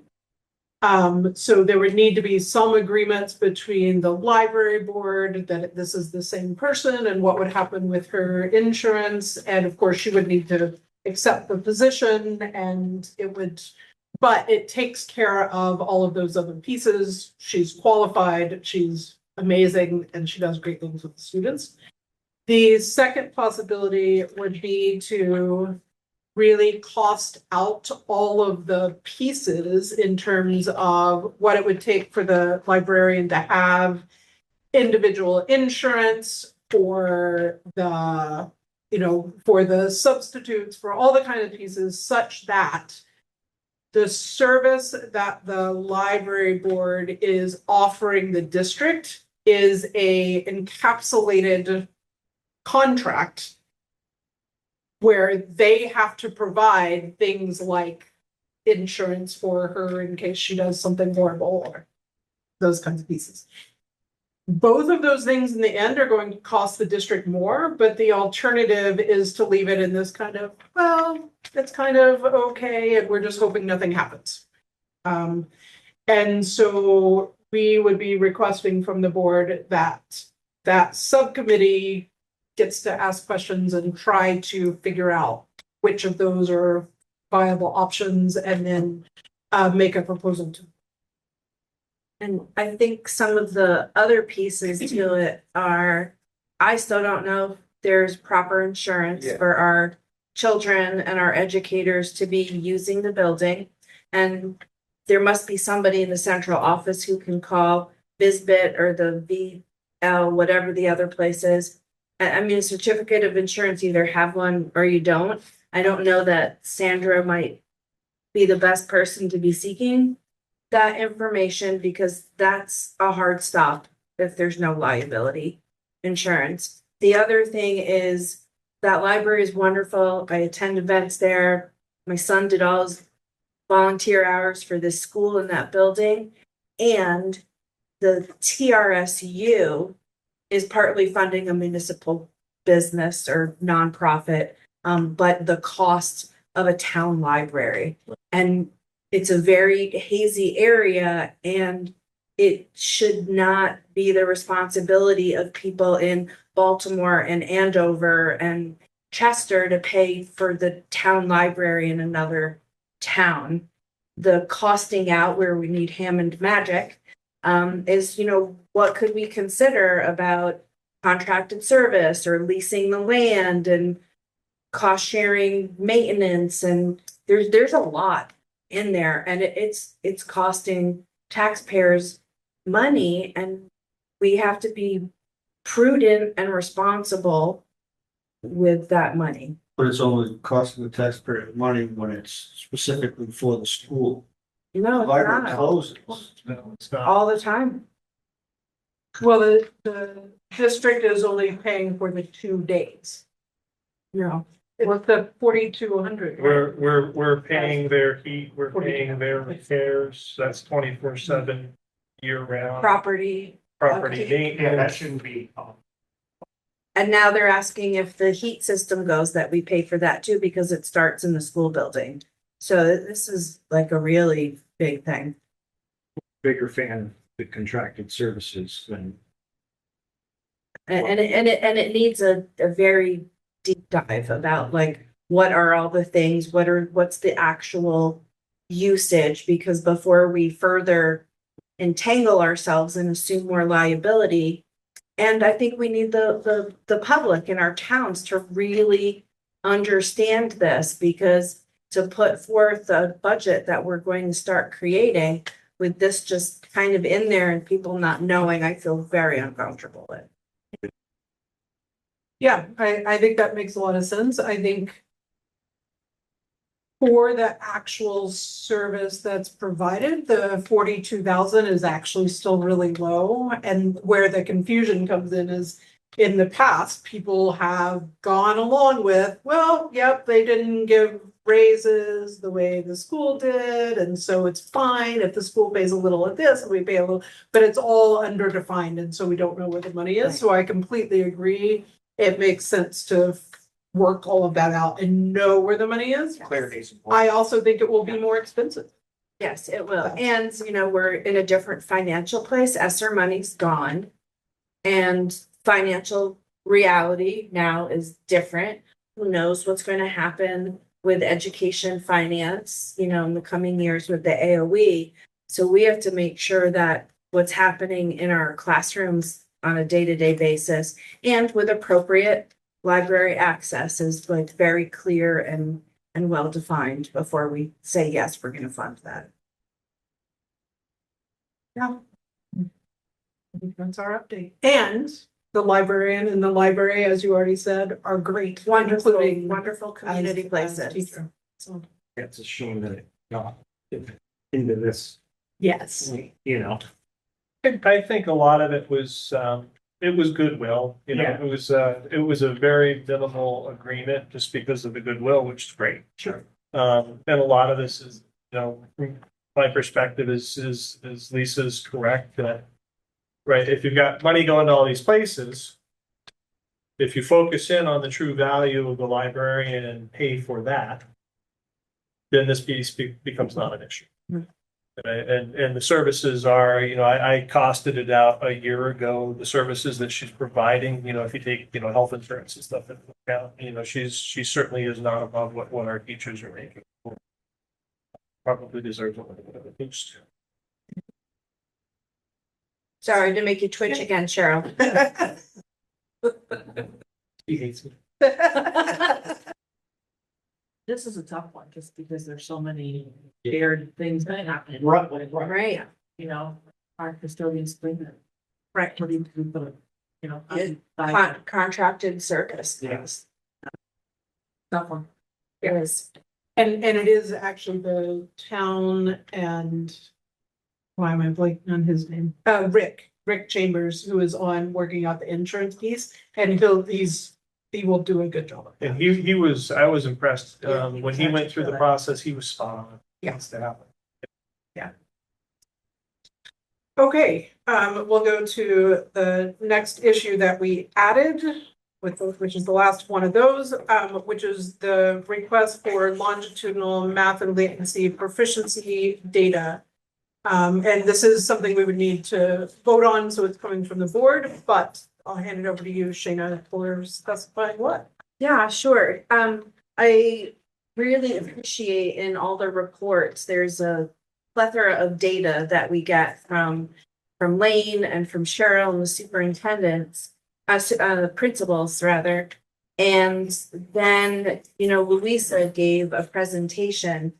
I work in this data every day and I don't understand how to connect the dots between all of it. And as a layperson who might come to our meetings or trying to understand like what's going on in the school, it's hard to get a picture. And also the way that the data is presented, sometimes it's maps, sometimes it's doubles, sometimes it's IXL. It's like all these things that people, unless you do that every day, you're not really understanding it. And in the newspaper, we see VTCAP scores and it tells this many, you know, this percentage of students are proficient in math, science, and reading. That's kind of the snapshot that, you know, we need at the board with the clarity, like the data that Lane put in about behavioral and Mr. Broadley put in about things in the high school.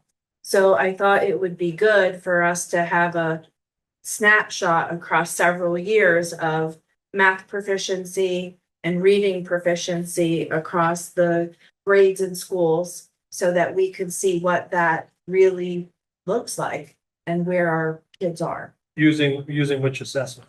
The DIBELS and the IXL. So the request that I would propose to the board does not include student identifying data.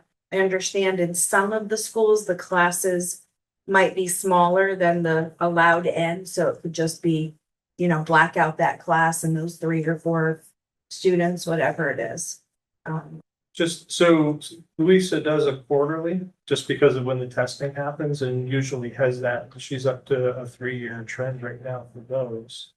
I don't know if you guys want to modify that, or because some of the board members are new. I don't think we may have had an opportunity to see some of what she's done, but plus, or if it needs clarity.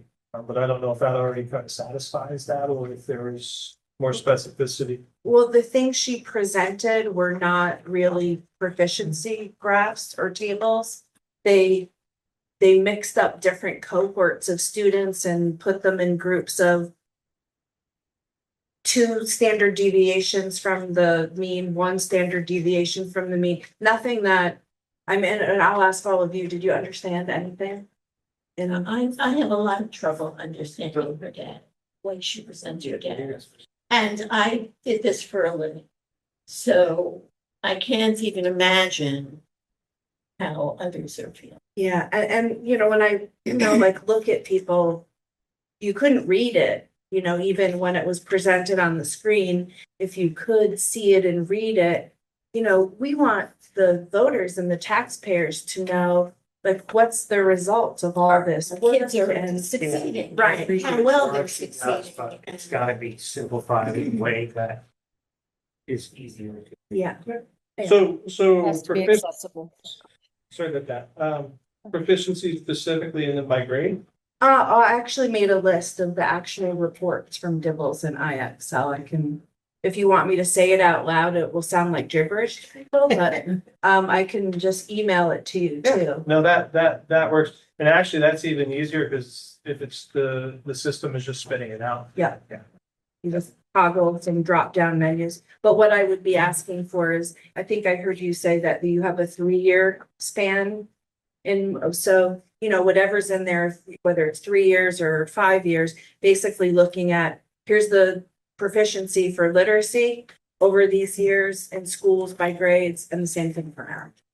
And some of it, I don't remember how many years they've had the systems. They have not had them long.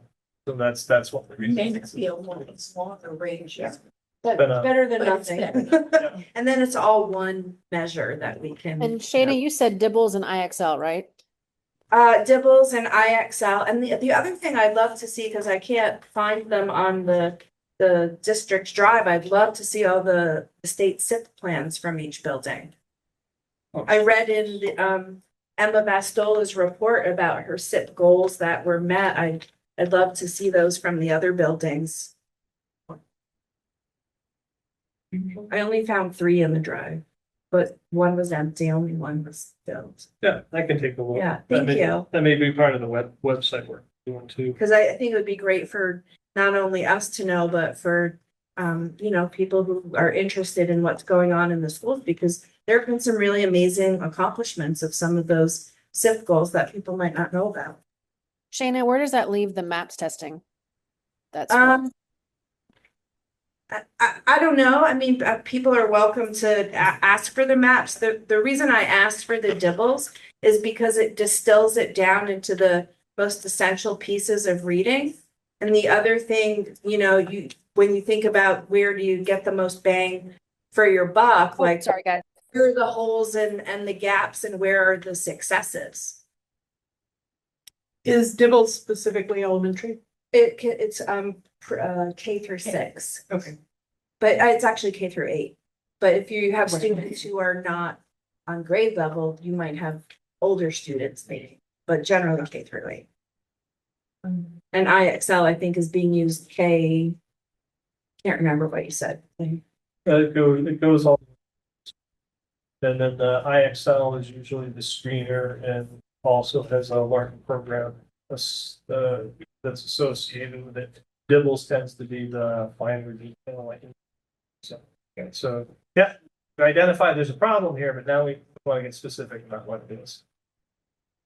Yeah, so it sounds like what we're asking for is just clarity in the proficiency and testing data. Yeah, like one measure over time and a very Yeah. clear presentation. So not growth, but proficiency. Yes. Although you would see Well, growth. well, Yeah. when you compare the proficiencies. From year to year. Yeah. I emailed you, Lisa, the list because I thought my computer would die in the middle.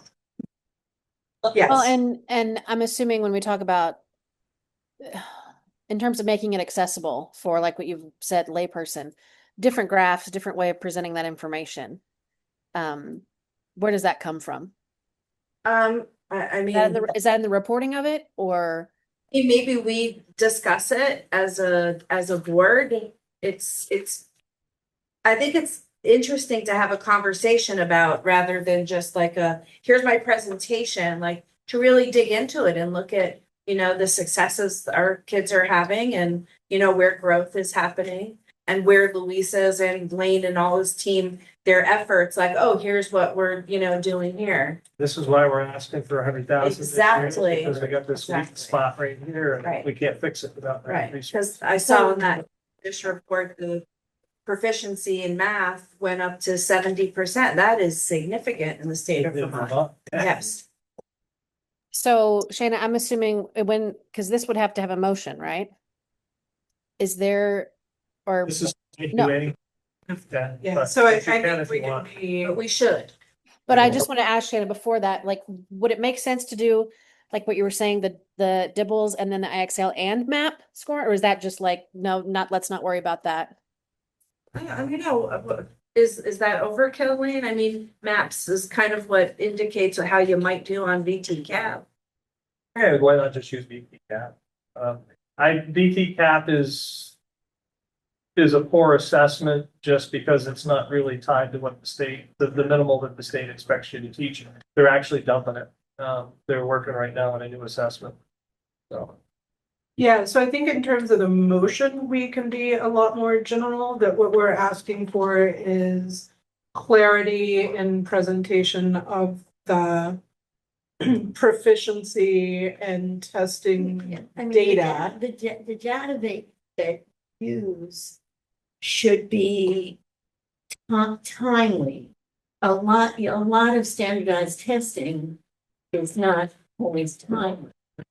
So The Dibbles and the IXL are dynamic testing, so they happen with rapid cycles of inquiry. And one of the other things that I've heard teachers in the district say is that they are teaching literacy, but they have no access to their Dibbles data. So they're expected to progress monitor and keep track of students' progress on IEP goals, but they can't even look up their student in the Dibbles dashboard. So that's I would disagree. strange. But there may be some training. Maybe, yeah. I've sat in on the data team meetings and the elementaries. But good info. Yeah. So would you make You want me a to make a motion motion? that's still Yeah, fairly sure. general rather than how to do it? I'd like to make a motion to give Lane a request for a multi-year data poll for literacy and mathematics and the SIP plans from buildings to be shared with the school board. I second that. Great. So we got the motion by Shayna, seconded by Anne. Any discussion? All in favor? Any opposed? And of course, there are going to be additional communication about that. Yeah, no, I think this is pretty easy. Proficiency is my grade. Excellent. Okay. That is the things we added. We are now to the discussion of these 4 recommended policies. I do think that some of this can come up in the plan discussions on the board governing itself and the district goals, but I also think there are important parts in here that you are recommending to the board, Lane. So I'll hand this over to you, Bill. So one of the pieces that we've been working on is kind of going through and making sure that the district has all the mandated policies in place that are expected. And that they're up to date with the newest language that's recommended by NISBA. And so over the course of the year, we have probably 95% of that in place right now. There'll be another small round. We start off the meetings again in August. Those are the mandated policies, but there are also recommended policies. And these are ones kind of reflecting back on the last year or two that I think would be critical for the board to have. The first one, A21, is public participation at board meetings. And so what this does is this kind of sets the guidelines around when people come in and do public comment. And the reason that this came up is that, we had a well-meaning parent that came in a meeting or two ago and kind of land-based at a teacher in public comment. If this were in place, the board would be able to slow that down, redirect that person to, right, this is our process for complaints. This is who you should be talking to next. Because one of the things that we want to do is try to make sure that one of those discussions is not getting into FERPA data or confidential personnel information. Board superintendent relationship, I think this is a critical one because this is really, it's a policy, but it really is just repeating what the state expectations and regulations are around that relationship, which has been a little, I think, in need of training at this point in time, regardless of whether the board were just running off what the state regs require or policy governance. What is required is the underpinnings of both. So it's not like exclusive to one model versus the other. Board member education, that's an important one because there are regulations around board education, especially board chairs, that none of the districts right now are in compliance. And that's not because you're new, so that's but I think it's important to be there as a reminder because it is something that's easy to forget about, especially as boards change over. I would argue that B22 is probably the most critical. And that is the process for public complaints about personnel. Right, there is a process that we use. I've been using, and I've sent it out to the community. But it's basically right. You go to the person, you go to their supervisor, you go to the superintendent, and then you go to the board. If you don't feel that it's been satisfied at the level. And that is the easiest way to get things resolved. Usually they're resolved in that first conversation if people just sit down and talk.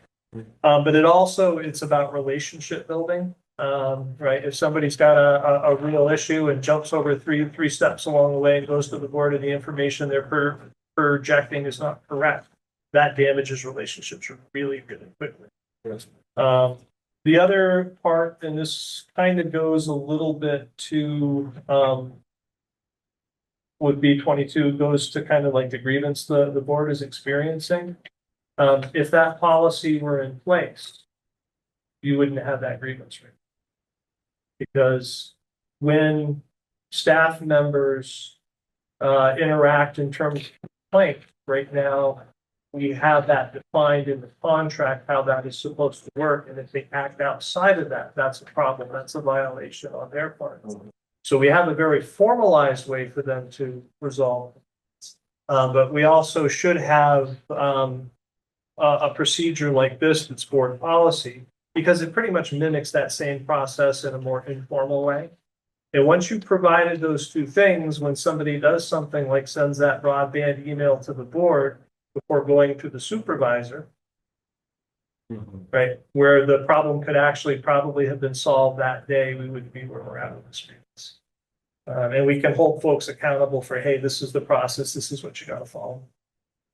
Just thoughts on that. And again, those are recommended policies. Like I said, a couple of them are just restating what's already regulation and law as a reminder.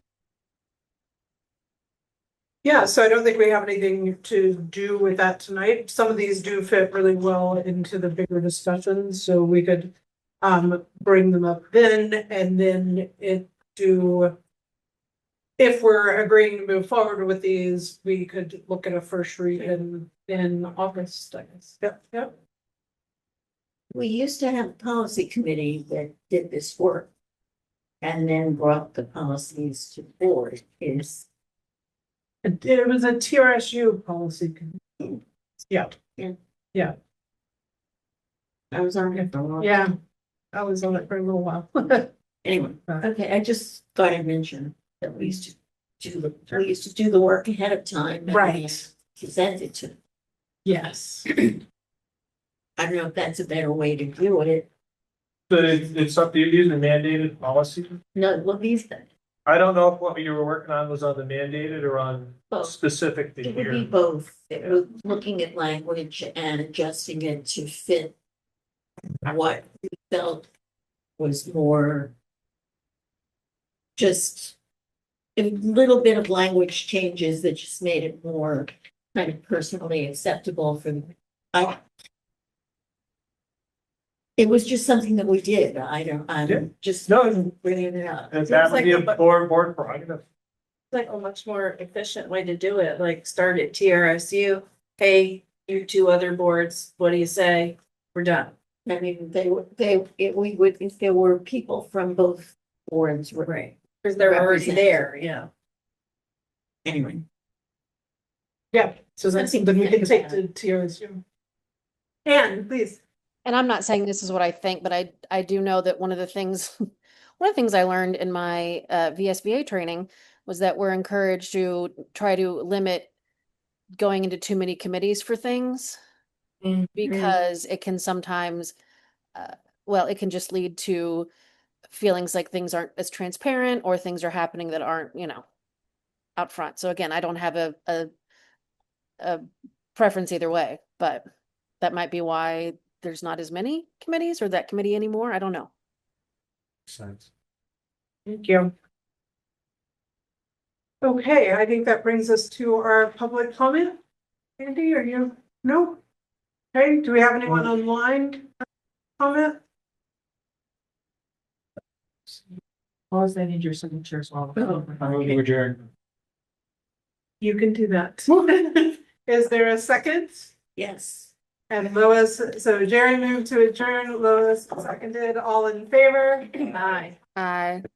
Any opposed? You'll have to talk to Jerry if you are. Bye, Tomorrow. everybody. Pretty late. Good night. Have a good night, guys. He's so good at the time. At 9:20.